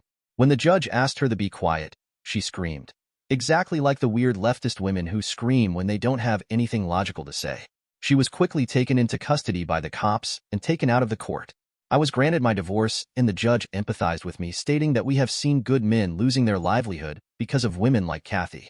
He stated that he was happy for me that I was able to get all the evidence to prove my innocence in Kathy's crimes. I thanked him, and then the court was closed. Everyone dispersed once it was over, and Kathy later returned to my neighbor's house. Next day, Kathy did post an apology as directed by the court, and the other video was taken down. The neighbor later walked up to me and apologized and asked for my help to get Kathy out of his house. He stated that it was all good as long as Kathy was not living with him. Now it is a nightmare. He also mentioned that Kathy is forcing him to marry her as she got divorced because of him. I asked him to contact my lawyer for a way out. I gave his number and walked away. The lawyer asked him to get his house covered with cameras and not let Kathy know about it. He asked him to video document every interaction with Kathy. Over the next 3 days, he took Kathy out for vacation and gave the house to someone for covering every corner of his house with cameras and microphones. I did not interact a lot with the neighbor, just did not want to run into Kathy. A few days later, I heard screams and loud noises from the neighbor's house. I was worried and called 911. Cops arrived, and I was shocked to see what had transpired. I saw that the neighbor guy was covered in blood, and Kathy, who now had short hair, dyed in blue, screaming that she is the victim, not the criminal. The cops were trying to handcuff her. She started fighting with the cops and even tried to run. She got tased and put in handcuffs. She was thrown in the cop car and taken to custody. I walked to the neighbor guy and asked him if he is okay. He hugged me and thanked me for the suggestion to connect with my lawyer. He later got restraining order against Kathy and cut all connections with her. I took him out for a drink, and we really bonded well. He was a nice guy, just made a mistake for falling for Kathy. Well, I made the same mistake, so cannot blame him a lot. He introduced me to the gym, and now after a year I am a gym buff, and we are good friends. So now I have a great job, great health, and good friends. I do get a lot of attention from women. I am reluctant to get into a serious relationship as of now. Hopefully I will get into one someday. Dear listeners, please share your thoughts in the comments section below, and don't forget to like, share, and subscribe. Do you believe any company would hire a child from a poor single mother? My goal was to work at the same bank where my father worked, and during the final interview, someone known as the demon instructor said that to me. It was clear this person looked down on me for being from a single mother household and had no intention of accepting me for the position. I desperately dealt with it, but the interview kept getting worse and worse. Finally reaching my limit, I took my goal out of my phone from my back and called my father. That's because my father is actually the bank's president. My name is Jessica Chastain. I'm a 23-year-old college senior looking for a job. My parents got divorced last year, so my mom is now a single mother. They both wanted to live their own lives, naturally. I stayed with my mom, but my future plans were influenced by my father. My father is the president of the bank, the chief executive officer. This bank is the largest in the country, and I aspired to be a bank employee because I admired my father for working there. And tomorrow, I have my final interview. Honestly, I'm not very good at studying. And when I said my goal was to work at the bank, my teachers and peers not only tried to stop me but also ridiculed me. I thought it would all end after the interview, but looking back, it was really awful. One day, during my college life, "Hey Jessica, have you decided where you're going to go after graduation?" Her name was Nancy. She's a friend I met in college. For me, it's just the one choice, the bank. I answered her question without hesitation. Then the people around us who had been listening to our conversation started to murmur. Did I say something strange? Just as I thought that, Nancy spoke up first. You know, Jessica, it's hard to say, but I think you should know your place. Huh? To my surprise, someone I thought was my friend was insulting me. As I tried to argue back in frustration, another guy approached me and said it's impossible for you. That place is the largest bank in the country, you know? It's the most difficult to get into from this university, with only one person getting a job from there in the past 10 years. I know that. Of course, I haven't told anyone around me that my father is the head of the bank I'm applying to. If I did, people would likely say I got through the back door considering my abilities. If that happened, I'd be causing trouble for my father, and it would be painful to feel like my skills aren't good enough. I didn't like being talked about, especially when it wasn't true. Jessica, I'm saying this for your own good. While I don't need your advice, as I looked around, everyone's eyes were on me, their cold stares pierced my heart. Why do I have to hear this? As I thought that, the teacher who had noticed the commotion came over. What's going on here?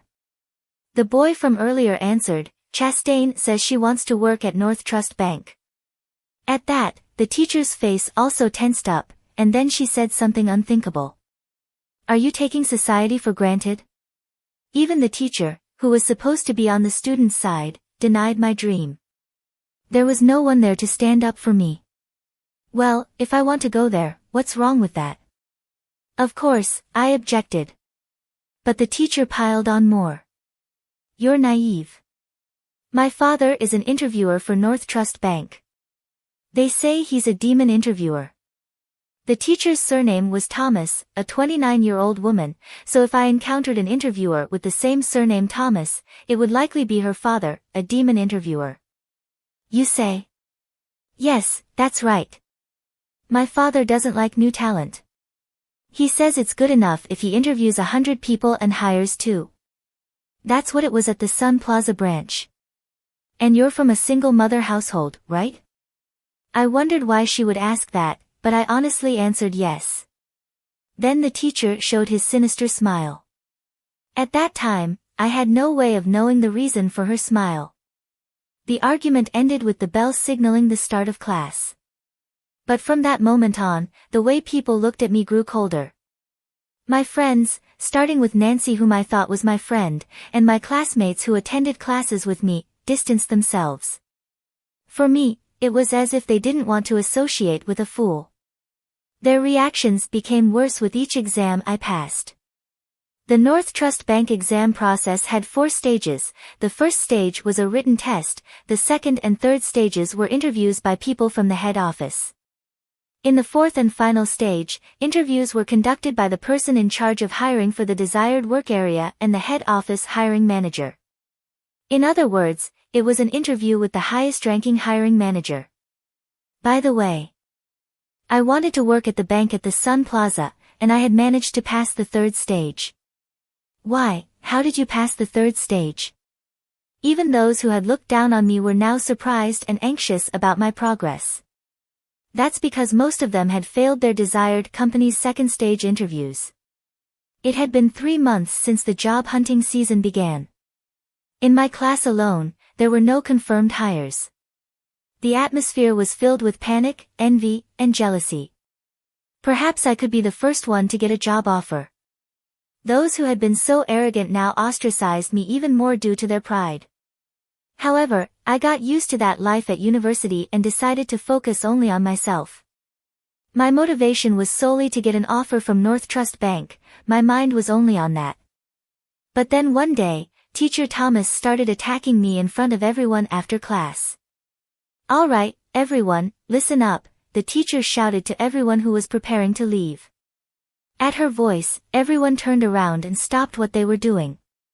I also paid attention, wondering what was going on. And then the teacher started talking.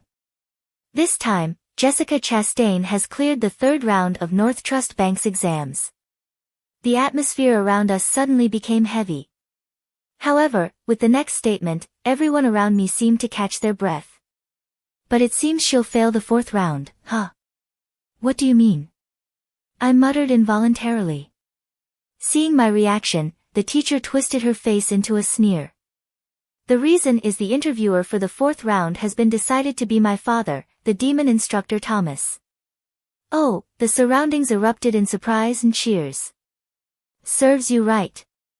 Know your place. Good. The classroom was filled with voices condemning me in unison. I couldn't believe it. Everyone I thought were my friends turned their back on me during this job hunting process, even though I had done nothing wrong. Despite that, those around me harassed me and hurled abusive language at me. At first, I thought it might be a way to relieve stress. The stress from job hunting is immeasurable, so I wanted to think that they were just harassing me to relieve that stress. But it was different. I realized the situation around me. This was jealousy. They were envious of me challenging something they themselves wouldn't dare to. There's no way I could lose to someone like her who isn't even good at studying.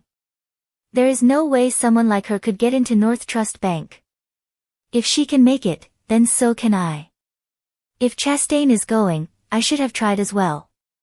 But that place is difficult, it's the most challenging, it's impossible. So why is Chastain trying without hesitation? It's wrong. She's trying for a place that even I can't get into. I can't forgive that. It's strange, the reality that becomes apparent as job hunting progresses. Among those who pass, those who fail, and various others, no one here has much hope. I was being attacked because of jealousy. The final straw was the teacher's words and actions, as her father was in charge of hiring at North Trust Bank. If the teacher led the attack on me, the students overflowing with jealousy would just follow her. On that day, I finally couldn't take it anymore and stormed out of the room. When I returned home, my mother encouraged me gently. Wrapped in such warmth, I cried.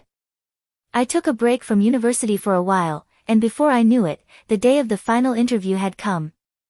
Don't forget, just do your best. I left the house after receiving words of encouragement from my mother. Upon arriving at the interview venue, I was guided to the waiting room. At first, there were nearly 300 applicants in the Sun Plaza area, but now only about 10 remained. Only 3 would survive from this group. My name was called just as I was about to close my eyes to concentrate. Please come in. Hello, thank you. My final interview began. There were 3 people in the room. One was Thomas, the teacher's father, just as the teacher had said. The second was a man who appeared to be the chief hiring officer. He looked about 10 years younger than my father, a man in his 30s, presumably in charge of keeping records, faced a computer at a slight distance. The interview began with questions from Thomas, starting with the typical self-introduction. I was asked about my motivation for applying. I answered these questions without difficulty. I don't really like female bank employees, the complaints started suddenly. Not knowing what to say in response, I fell silent.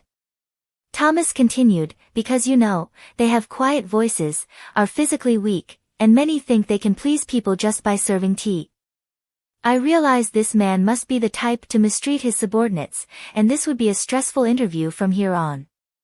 Silence is taboo in an interview, so I racked my brain and tackled the situation. I was in a sports club, and I think I'm strong. I'll do my best with any job given to me, just like a man. I tried to appeal and respond flexibly to his complaints. However, he didn't find it amusing and clicked his tongue, directing his gaze toward the papers in his hand. I felt something was off at this point. This interview was clearly going too far, yet the chief hiring officer, who should be higher ranking than Thomas, said nothing. Upon closer observation, the chief hiring officer looked younger than Thomas. Maybe Thomas is pressuring this person too, that's what I thought. However, there was nothing I could do about it. I could only sit quietly and endure the interview. After a brief silence, Thomas spoke again. It seemed he would be in charge of the entire interview. You seem to come from a single-mother household, am I wrong? He was probably looking at the documents I submitted from university. They included my address and family composition. Yes, my parents divorced, and now I live with my mother. As soon as he heard my words, Thomas began to laugh, his sinister smile echoing through the room. I see you're from a single-mother household. What business does a poor person have here? As soon as he heard my response, he blatantly changed his attitude. As the teacher's sinister smile crossed my mind, I became sweaty. I struggled to find the correct response and began to feel anxious. But it was Thomas who started talking first. Do you think there's a company that would hire someone from a poor single-parent family like you? He said that while mocking me. Just because I'm from a single-parent family, I won't be hired? You're going to assume I'm poor. I couldn't help but raise my tone. Of course, Thomas reacted to that. It was as if he had been waiting for me to fight back. Should I take your attitude as defiance toward me, your interviewer? I was frustrated, but I couldn't say anything back. The bank my father worked at, which I had always admired, I don't want to lose because of this one man. But I don't know what to say in return. Why don't you say something? Thomas further pressured me. The moment I heard those words, something inside me snapped. My consciousness fell swiftly. I became incredibly calm, to the point where I couldn't believe it myself. Understood, Thomas seemed puzzled by my response. While staring at him, I stood up from the hard metal chair. Hey, what's with you suddenly standing up? Finally, another person spoke, having been sitting the whole time. You've finally gone mad, huh? What do you plan to do? I know about you because I've heard from my daughter. It seems that the teacher and Thomas had shared information. Is this not a leak of information? Well, that doesn't matter now. I took my phone out of my bag and suddenly started making a call. What are you doing? Making a phone call? Are you making a mockery of this interview? Stop it now, or I'll reject you right here, Thomas threatened me. But I wasn't fazed at all. Then I spoke into the phone. Hello, Dan. Your father. What can a person from a single-parent family do? Clinging to their separated father, was that the laugh from the hiring manager? Yes, that's right. A guy named Thomas. Hey, Dad, can you come to the interview room now? Of course, I just finished visiting a nearby branch, so I'll be there in 10 minutes. Wait for me there, okay? And so I hung up the phone. The person in charge of the recording was staring at me with wide eyes, surprised by the unusual scene. And of course, the one who reacted the most was Thomas. Pointing at me, he said, "You're finished." Making a phone call during an interview, unprecedented. There's no way you'll pass. Go home and go to bed or something. I finally decided to argue back against him. I couldn't take it anymore. This isn't even an interview. It's you who's finished, Mr. Thomas. The chief hiring officer and the recorder were astonished by my sudden confrontation with the interviewer. Judging by their expressions, no one had been able to stand up to this man's abusive behavior until now. As evidence, the recorder's eyes were shining. Were they expecting Thomas to be punished? Thomas slammed his right hand on the table with all his might. A loud thud echoed throughout the room. The men were surprised, but I didn't flinch. And then I spoke to Thomas. Luke Damant, you know him, right? For a moment, Thomas had a look on his face as if I had hit a nerve with my question. He immediately countered, "Are you mocking me? There's no way anyone wouldn't know the president of this bank."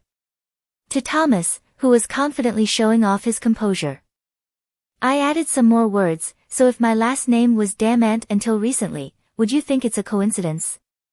Time seemed to stop for the three of them. The chief hiring officer and the recorder stared at me with wide eyes. Thomas then stood up from his chair and muttered, "What did you say?" His face showed a somewhat uneasy expression. Jessica Damant. That was my full name until recently. My father is Luke Damant, yes, the president of the bank, 63-year-old Luke Damant. What? You've got to be kidding. This can't be happening. Thomas let out a strange scream. This was no longer an interview. But at that moment, my father entered the room. As the door opened, he then said words that echoed my own feelings. "This is hardly an interview at all, Mr. Damant. Thank you for your hard work." The two men stood up and greeted my father as soon as they saw him enter. I looked at my father and felt that his presence was extraordinary. The president, Thomas's face turned pale as he muttered. His mouth remained open. My father then spoke to him, "Hey, Thomas, what were you doing to my daughter, huh?" My father was a big man who had practiced judo, and now with his shaved head and a scar on his forehead, he looked intimidating. His deep resonant voice was one that everyone found frightening. Even the confident Thomas, the moment he heard my father's voice, "Yes, sir," squeaked out. "I don't want to hear your answer." And then, Green, it seemed that Green was the chief hiring officer. This was my first time learning his name because the nameplate was bent, and I couldn't see it. "Yes, sir." "Aren't you the chief hiring officer? Have you let this tyrant run wild until now?" "I'm very sorry," the man called Green bent at a 90-degree angle and bowed. The young clerk looked scared at the sight. Even he, who had done nothing wrong, was drenched in sweat. "Hey, clerk, what's your name?" My father suddenly called out in a gentle voice. The change in his voice only made it more terrifying. "My name is Finn." "Mr. Finn, can you send today's interview record to my PC?" "Of course." "You're also recording the audio, right?" I later heard that this bank's interviews were not only transcribed but also recorded as backup. Thanks to that, Thomas's misconduct was exposed to my father, and he was punished. Looking at Thomas, he was trembling. He was like a frog stared down by a snake. "Hey, Thomas." "Yes?" "What is it?" The frightened Thomas couldn't even speak clearly.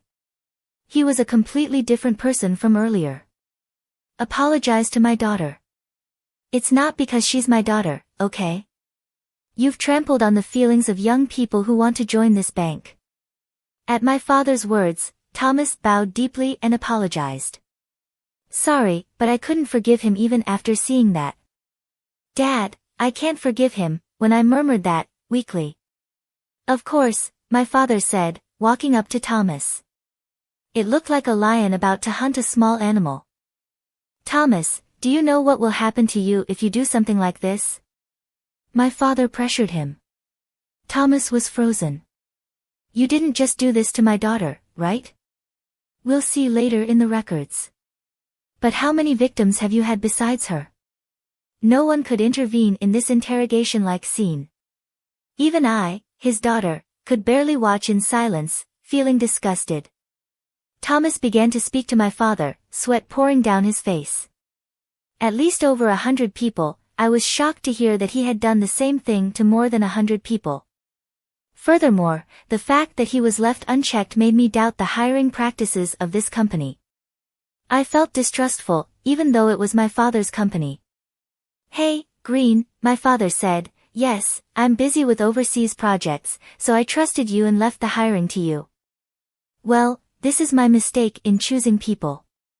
It's my fault that it ended up like this. So, I'll take responsibility and reform personnel so there won't be any more victims like this. You two should be prepared for punishment, okay? And Thomas, I'll never forgive you," he gasped, frightened. "I plan to gather all the victims and create a victims group. I'll bravely make it public in the media. I'm prepared to face any consequences, so you should be prepared too, right?" Hearing this, Thomas collapsed on the spot, as if he had lost his sanity. My father moved away from him and opened a window. Oxygen returned to the tense room. Everyone had seemingly forgotten to breathe, and so, my job interview ended. By the way, I passed. It wasn't due to my father's favoritism. It was apparently the result of a discussion among hiring managers from all areas, based on the recorded audio. As a result, the hiring decisions of those who were rejected by Thomas were also reconsidered. The news broke the next day, and my father bowed in front of the media. Many people were impressed by his attitude, and he continued as the bank president. On the other hand, Green, who had been the chief hiring officer, voluntarily resigned, and Thomas was sued by the company and the victims group. Thomas, whose past tyranny was gradually exposed, was arrested for defamation. Meanwhile, at the university, "Oh, Miss Chastain, congratulations on your job offer," the teacher with a forced smile congratulated me in front of everyone. At that moment, my father and the principal appeared in the classroom. "And then, Miss Thomas, this is Luke Damant, the president of North Trust Bank." "Oh, yes, I've seen him on TV, so I know who he is." "And he is Jessica Chastain's father." "What? What did you say?" I added to the surprised teacher's words. He's my mother's ex-husband and my father. My words caused a stir in the class. Is that so? Humans have a tendency to flatter those with power. When they realized I was the daughter of the bank's top executive, everyone in the classroom became agitated. It was as if they had wished they had been friendlier to me. Miss Chastain's father is the president of North Trust Bank, the teacher said upon learning the truth, becoming an empty shell. The principal then said to the teacher, "This school is able to operate thanks to the support of Mr. Demant's bank. But it seems you've been bad-mouthing Mr. Demant's daughter along with the rest of the class, haven't you?" "Well, that is never mind the excuses, tell me only the truth." Pressed by the dean, the teacher finally hung her head and admitted, "Yes, Mr. Demant wants to discontinue support for this school. If those who harassed Miss Chastain voluntarily leave the school, he says the support will continue." "What? Leave the school?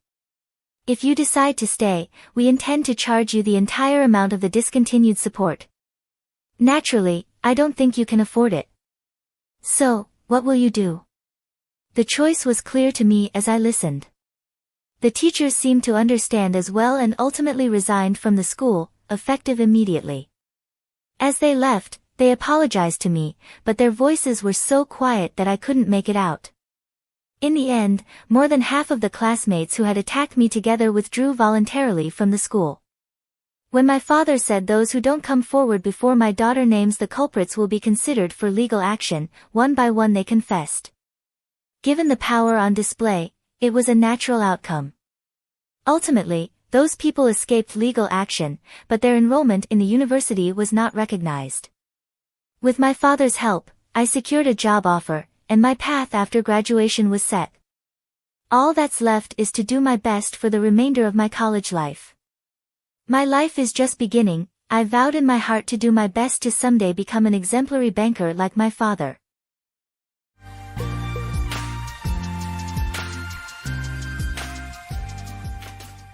Most individuals lack a true understanding of how lengthy eternity endures, often conflating it with the idea of infinity. However, my personal experience revealed that eternity spanned precisely 15 years, 2 months, 27 days, and several peculiar hours. It concluded much as it began, with my wife, Tracy, affectionately locking eyes with her partner and sharing a passionate kiss. Except this time, I was this partner for the first time, and the kiss followed my proposal for her to be mine forever on the night I presented the engagement ring. In a different setting, I found myself a mere bystander in a restaurant 2 towns away from our residence, as Tracy and an apparent new lover exchanged adoring glances and leaned in for a passionate kiss. The details of how I ended up in the same restaurant as this couple are irrelevant. Their location, an hour away from our hometown, indicated a deliberate effort to remain discreet.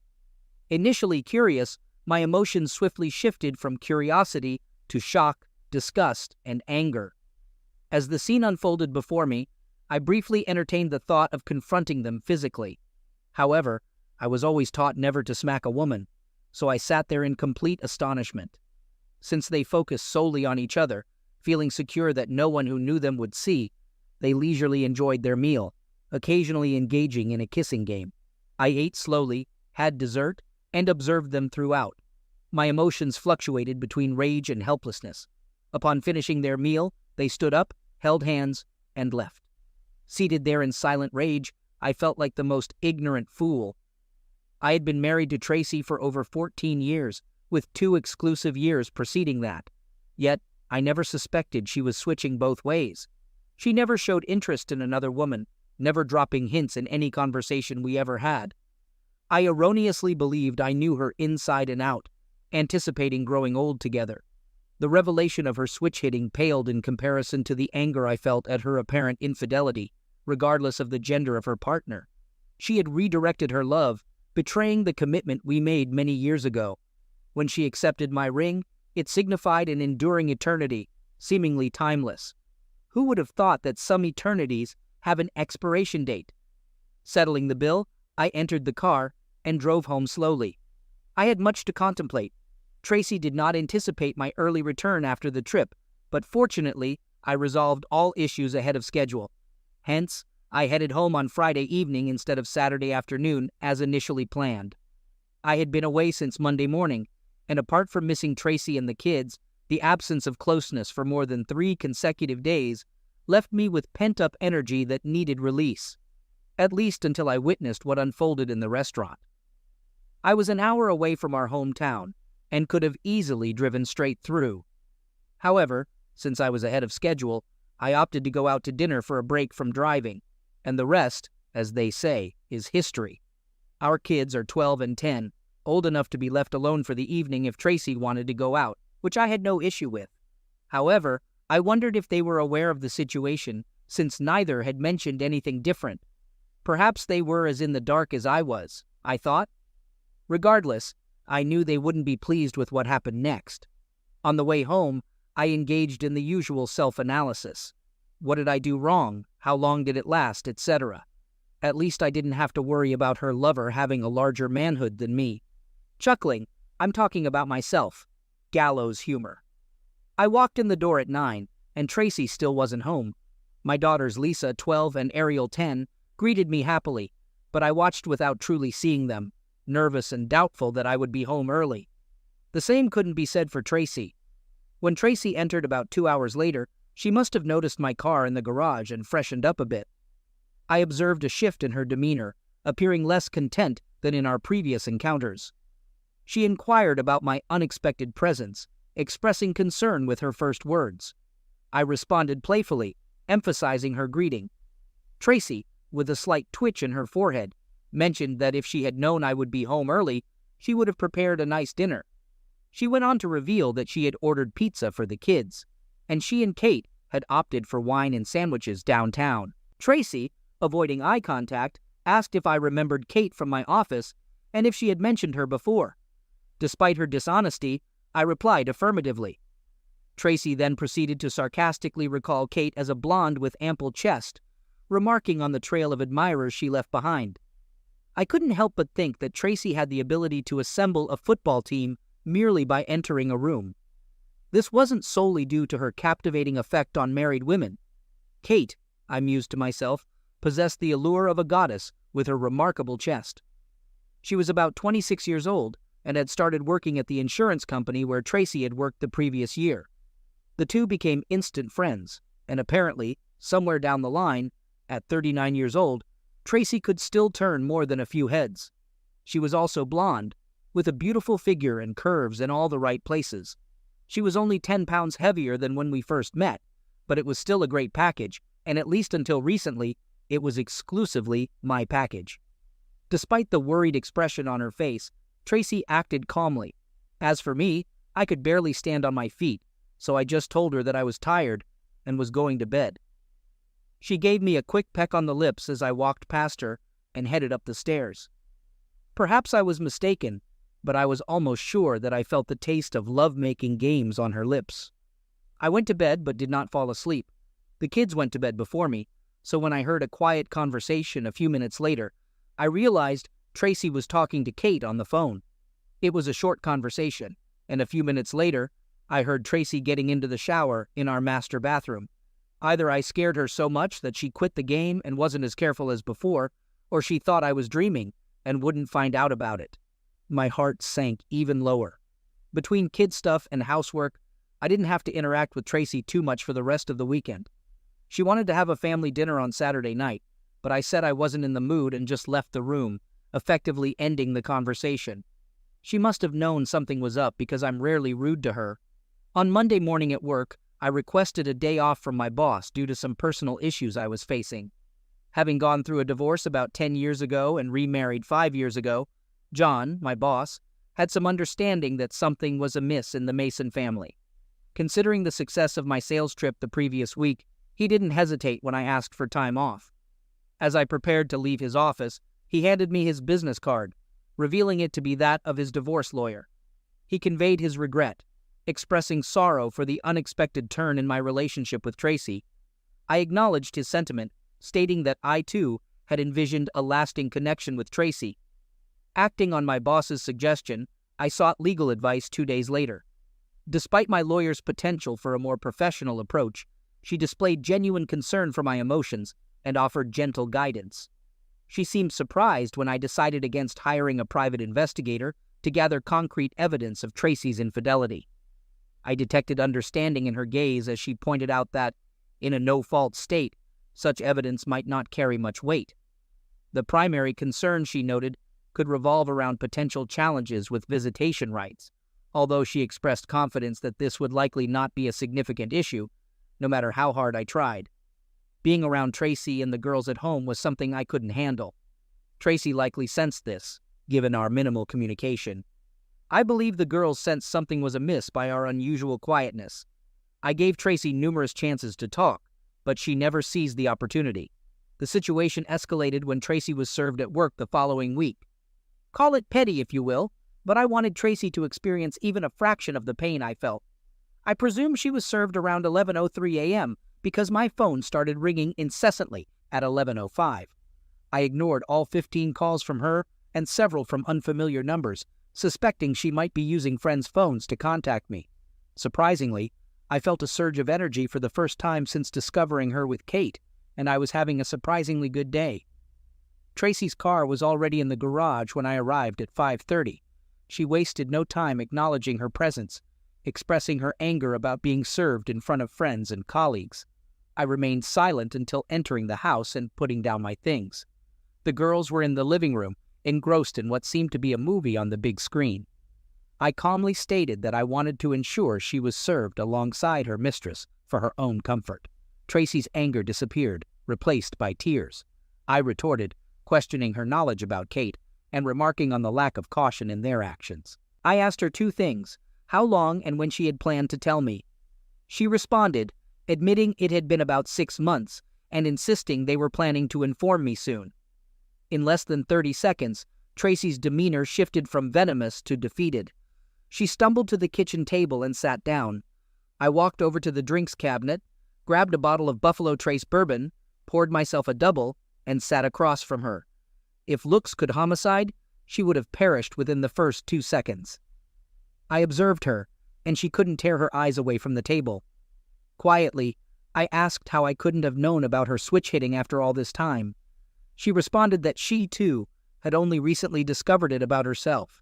She insisted it wasn't planned, it just happened. Finally, she looked at me and held my gaze, saying that it shouldn't change anything between us. Tracy expressed her continued love for me and the need to explore this new aspect of herself. She asked for my support and more time to explore, stating that it was her turn. I expressed my shock, questioning whether 6 months was insufficient for her exploration. I mentioned that if she truly loved me, she would remember our vows and not entertain the idea of exploring at all. I shared my belief that fidelity transcended gender, and she shouldn't have considered such actions. She countered by suggesting that true love could forgive a mistake, to which I argued that once could be a mistake, but 6 months indicated a conscious decision. I expressed my frustration, emphasizing that love should not give her the license to tear my heart out and jeopardize our family.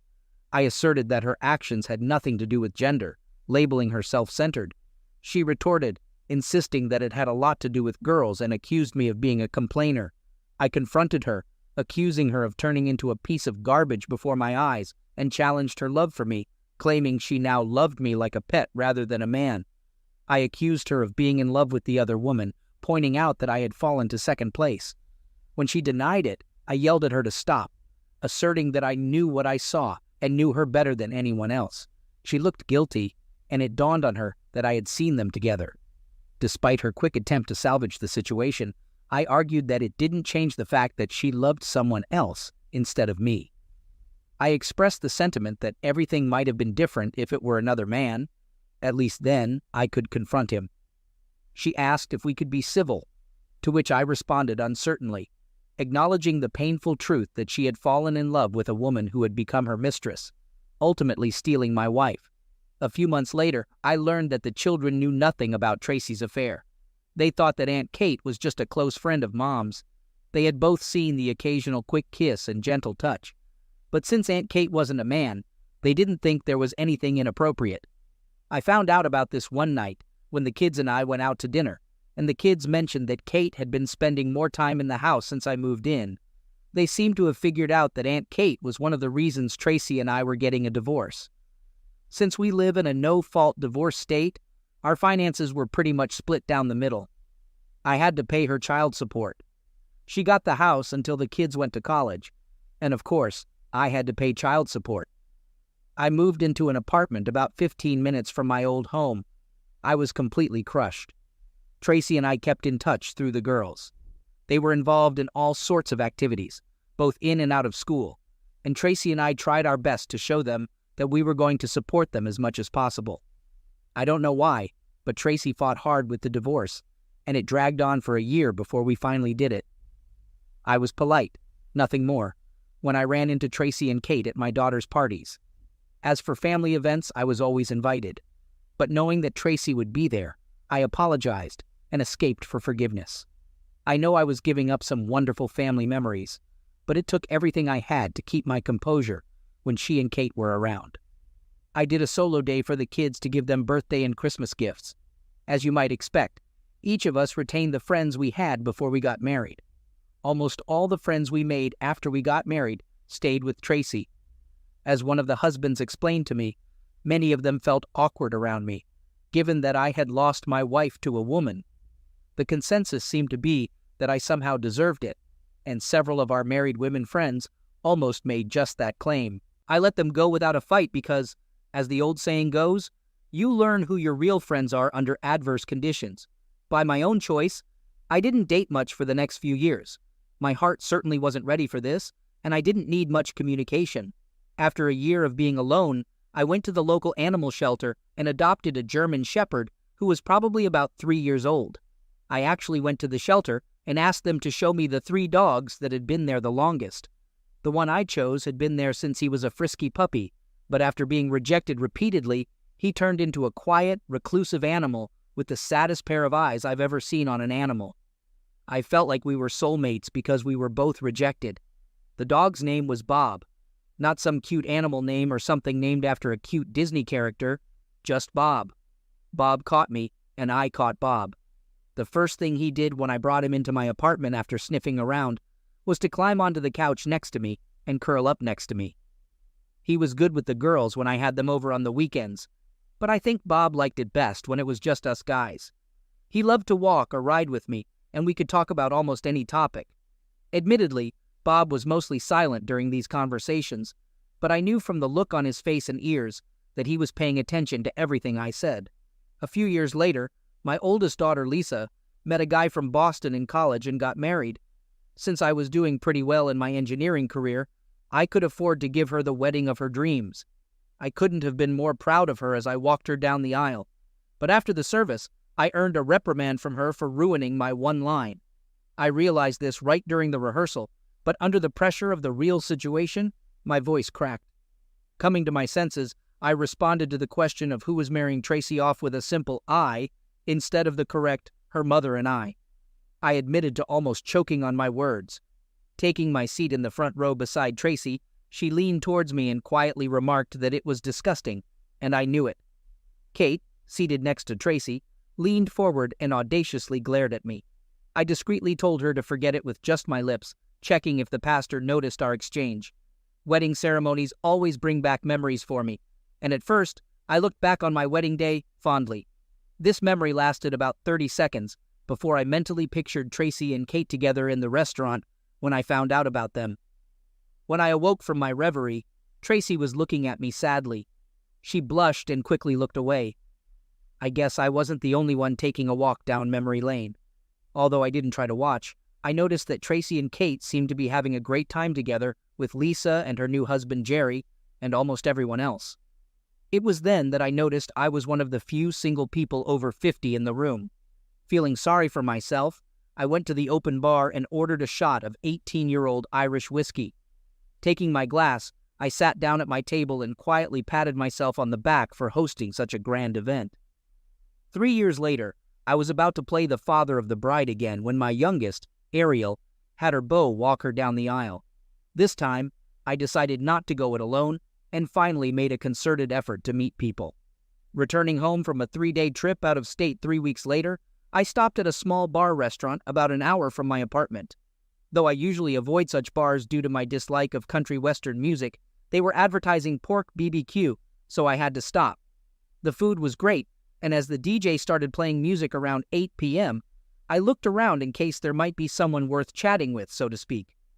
Just then, a 30-year-old black woman with the face of an angel walked through the door.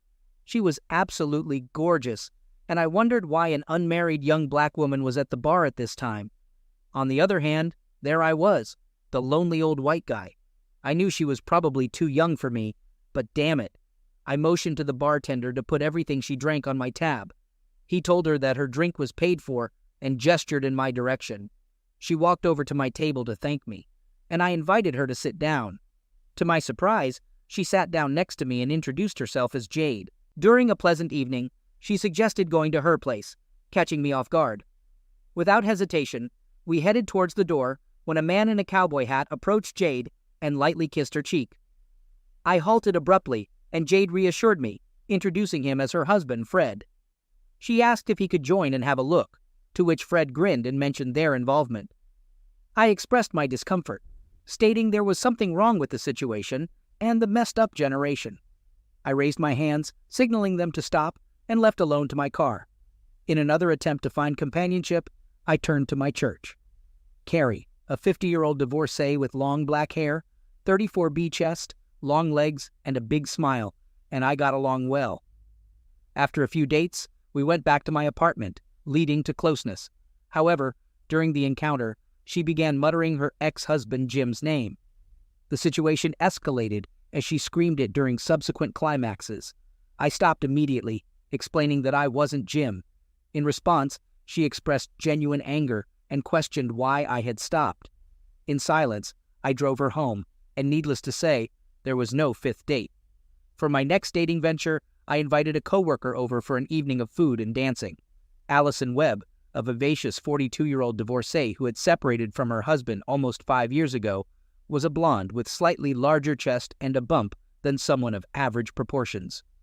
We had been friends at work for about 10 years, and by this point, she had heard my sad story, and I had heard hers.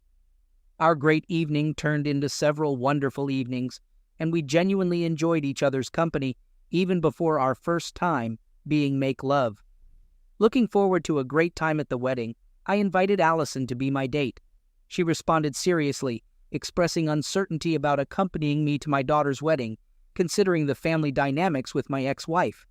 I mentioned that she would need the green light from Bob, my wingman, a 45-pound German Shepherd mix with sophisticated taste. I explained that if Bob didn't like her, he wouldn't accompany me to the wedding. She found this peculiar and labeled me a strange person. After passing Bob's test the following week, Allison agreed to be my wedding date, bringing joy to the girls who were happy I wouldn't be attending solo.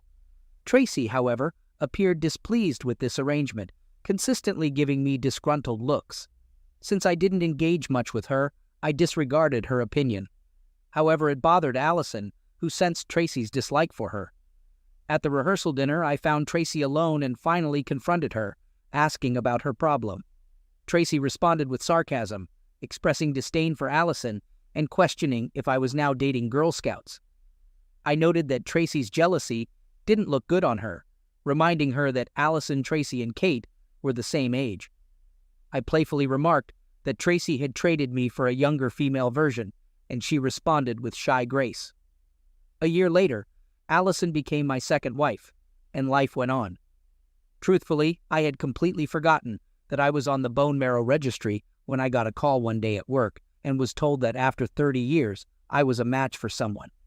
Thrilled at the opportunity to help save someone's life, I knew the bone marrow extraction would be somewhat inconvenient, but my hero complex made me more than willing to undergo the procedure. Further testing was required, and if it was favorable, the extraction would be scheduled for 2 weeks. After granting my consent, I told them I was on board. While not very religious, I believe in God, and there's an old saying that God works in mysterious ways. I never thought about it until 4 days later when I spoke on the phone with my oldest daughter, Lisa, during our weekly conversation. Ariel and I avoid discussing Tracy's life, but Lisa mentioned that bone marrow had been found for Aunt Kate, and they were actively involved. Through Lisa, I conveyed my best wishes to Kate and Tracy, expressing that despite the pain caused by their actions, I didn't wish them damage. Lisa warned that as an adult, I could call them myself. I acknowledged this, but explained that the less I talked to them, the less likely I was to say something unpleasant that I might regret later. Lisa encouraged me to come to terms with the divorce, highlighting that I've been happily married to Allison for almost 2 years. Acknowledging my happiness, I shared that while I no longer hated Tracy, she wasn't on my Facebook friends list. I decided to send Tracy flowers with a card of good wishes. Later, as I ordered the bouquet, a thought struck me. Bone marrow matches are rare, and the coincidence of Kate finding a match around the same time as me seemed too convenient. Aware of the anonymity in the donation process, I contacted my registry contact, pretending to be optimistic, and inquired about the likelihood of my match living in the same city. She stuttered and admitted it was the first time someone had identified their match. Frustrated, I realized I was going to donate bone marrow to Tracy. Angered by the situation, I reflected on how she stole my wife, never apologized, and now expected me to save her life through a bone marrow donation. I determined it wouldn't happen. 2 days later, I called my receptionist back and said I was refusing to make the donation. She almost burst into tears, and when she came to her senses, she asked me if there was any specific reason why I backed down. She explained that although I had the right to refuse, this was almost never done and would cause great consternation at the registry. I apologized for causing horror, but told her it was in my own best interest to refuse. She muttered that she was sorry and told me that if I changed my mind in the very near future, I should call her. Allison was furious when I told her I had turned down the donation. I didn't tell her that I found out who the donation was supposed to go to. She just knew that I had abandoned the obligation to possibly save someone's life. My wife expressed her frustration, practically screaming at me, questioning why, after expressing the desire to help, I now wanted to ruin someone's life. It was the first time I heard Allison use strong language, and I decided to be honest with her, explaining that I wouldn't have informed my ex-wife or Kate about the donation if I had a choice. She was unimpressed by my reasoning, accusing me of denying Kate a chance at life for revenge. I clarified that it wasn't revenge, emphasizing my efforts to have as little in common with my ex-wife and Kate as possible since they both hurt me. Allison questioned if they knew about her involvement, and I assured her that everything was done anonymously, and I only found out about it by luck. As I shared this, Allison's expression softened. She argued that I couldn't refuse the opportunity to save someone's life, emphasizing the weight of holding Kate's life in my hands. She whispered that I was too nice a guy to withhold help, and that the guilt would eventually consume me. I disagreed, stating that I wouldn't feel guilty as Kate and Tracy had broken my heart. I emphasized that they would never know it was me. Allison expressed concern, mentioning the hope they had and how my decision might have ruined it for them. Allison and I continued to have disagreements, and it felt like we were growing apart as a couple. Our differences seemed more pronounced than ever. At one point, she asked about my Christian charity, to which I responded by questioning whether I should blindly give money to someone who might damage me. She called me ridiculous in response. I explained that they hadn't torn out my heart and turned my world upside down like they did to me.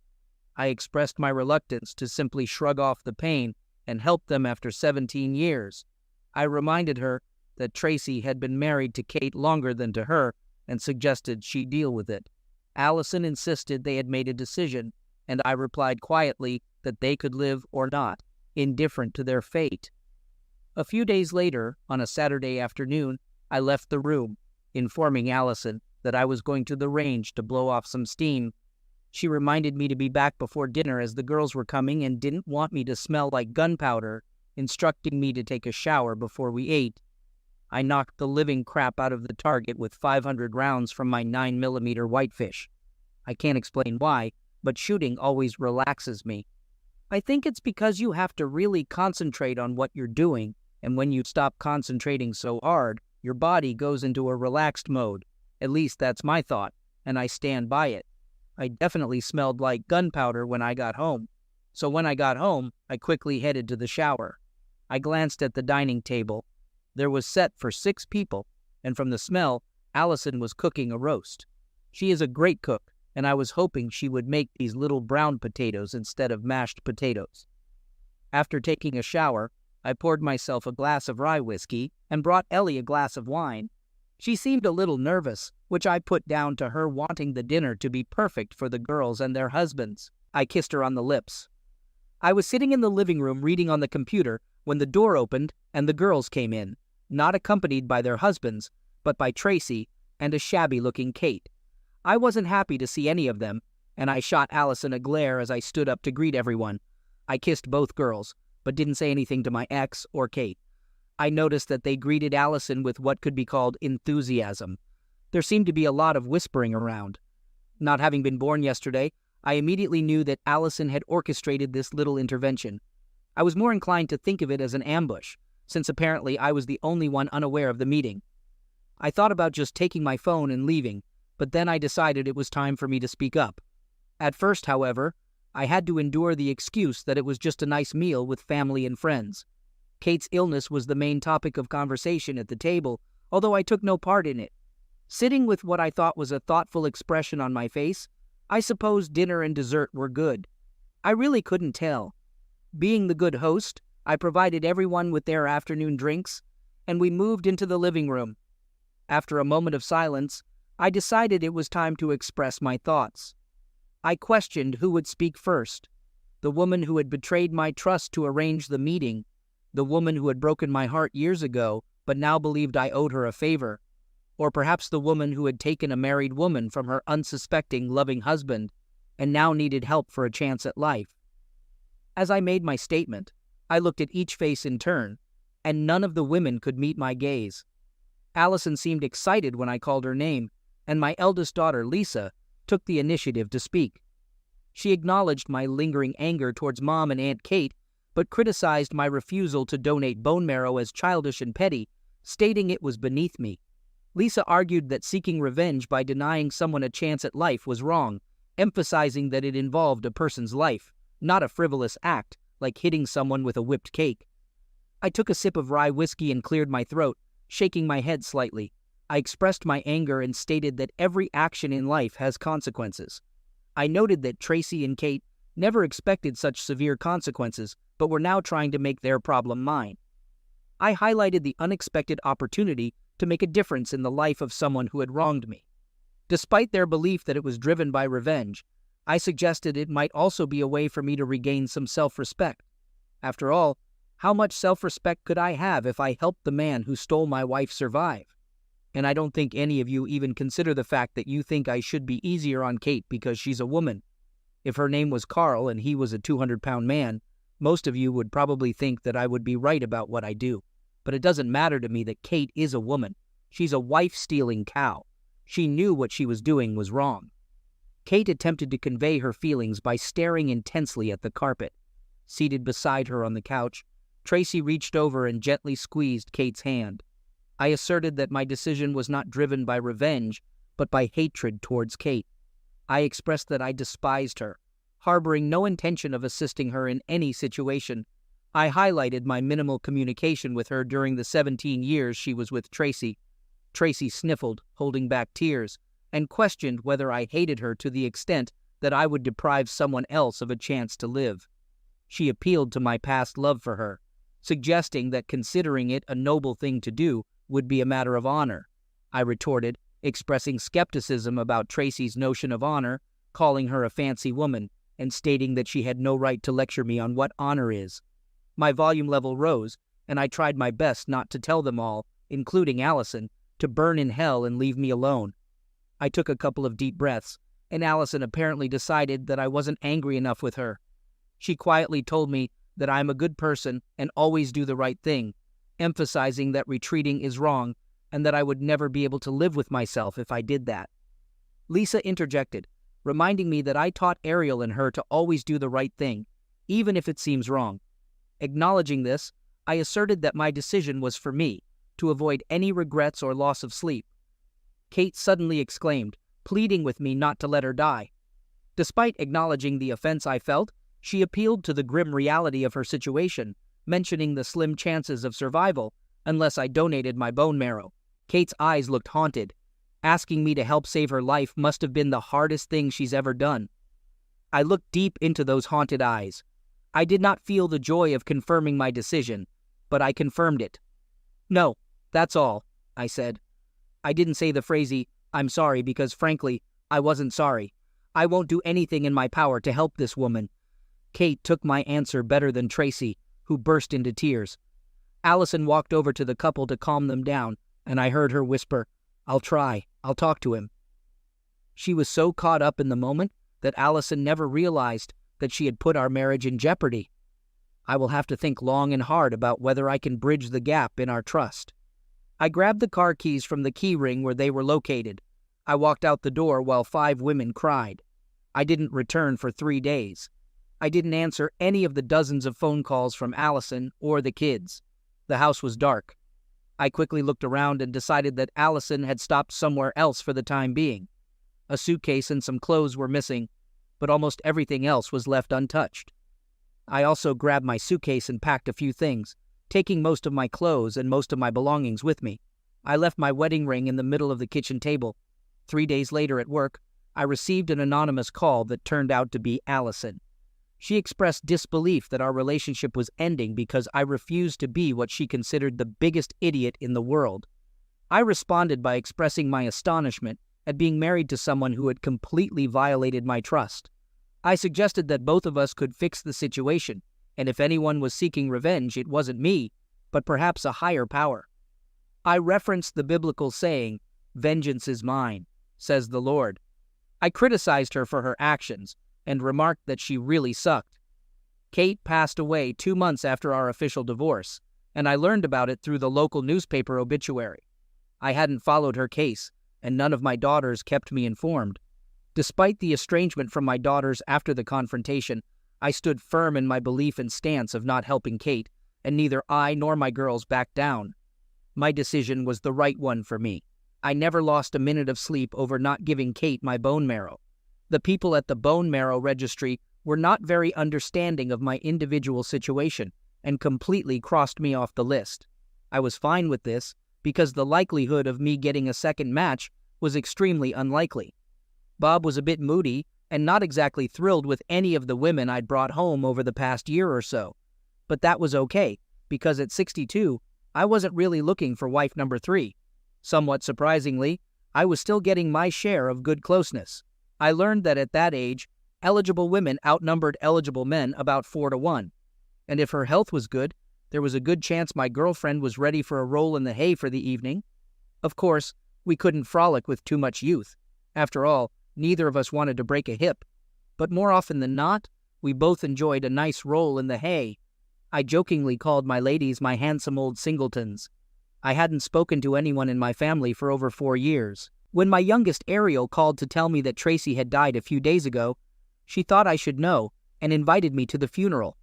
We had 15 good years together and had 2 kids, so I figured I should at least show up. Maybe I can improve my relationship with the girls. I sat in the back alone. It was a good ceremony. After the funeral, I approached the girls and their families. I received shy hugs from the girls, firm handshakes from their husbands, and shy greetings from my 3 grandchildren. We went to a nearby restaurant to talk. About 3 minutes passed before the first salvo was fired. This came from Lisa. She abruptly questioned why Aunt Kate was allowed to die, and I responded, noting the unchanged nature of the conversation after 4 years. Referring to Kate as a wife thief, I asserted that it would be the final discussion on the matter. Changing the topic, I pointed out a young man at the bar, suggesting a hypothetical scenario where he kissed Lisa. Jerry expressed without hesitation that he would damage him, and when asked about a potential affair, he stated the man would already be dead. I drew a parallel, mentioning that since he would be dead, Jerry wouldn't have to worry about donating bone marrow if he fell sick. Jerry agreed, and I clarified that I didn't save Kate's life, partly due to her being a woman, which may have been a mistake. I asserted that I shouldn't have saved the life of the man involved with my wife or the one who stole it. Jerry agreed with the realization dawning on him, and he looked around the room, observing understanding gradually light up in each pair of eyes. I quietly shared that I wasn't proud of my decision, but not ashamed either. explaining that Kate didn't deserve my compassion for stealing the love of my life. Ariel questioned how I could withhold compassion if I ever loved her mother. I confessed to having loved her mother deeply, but when she broke my heart, much of that love turned to hate. Acknowledging that I was just a man, not the monster portrayed by her mother, I expressed that things didn't turn out well for her mother, and karma eventually caught up with her and her friend. Tears filled the eyes of the other 4 adults in the room, while the children looked confused and worried. I recognized that it would take time for all of us to come to terms with the situation and suggested that we not dwell on the past as life goes on.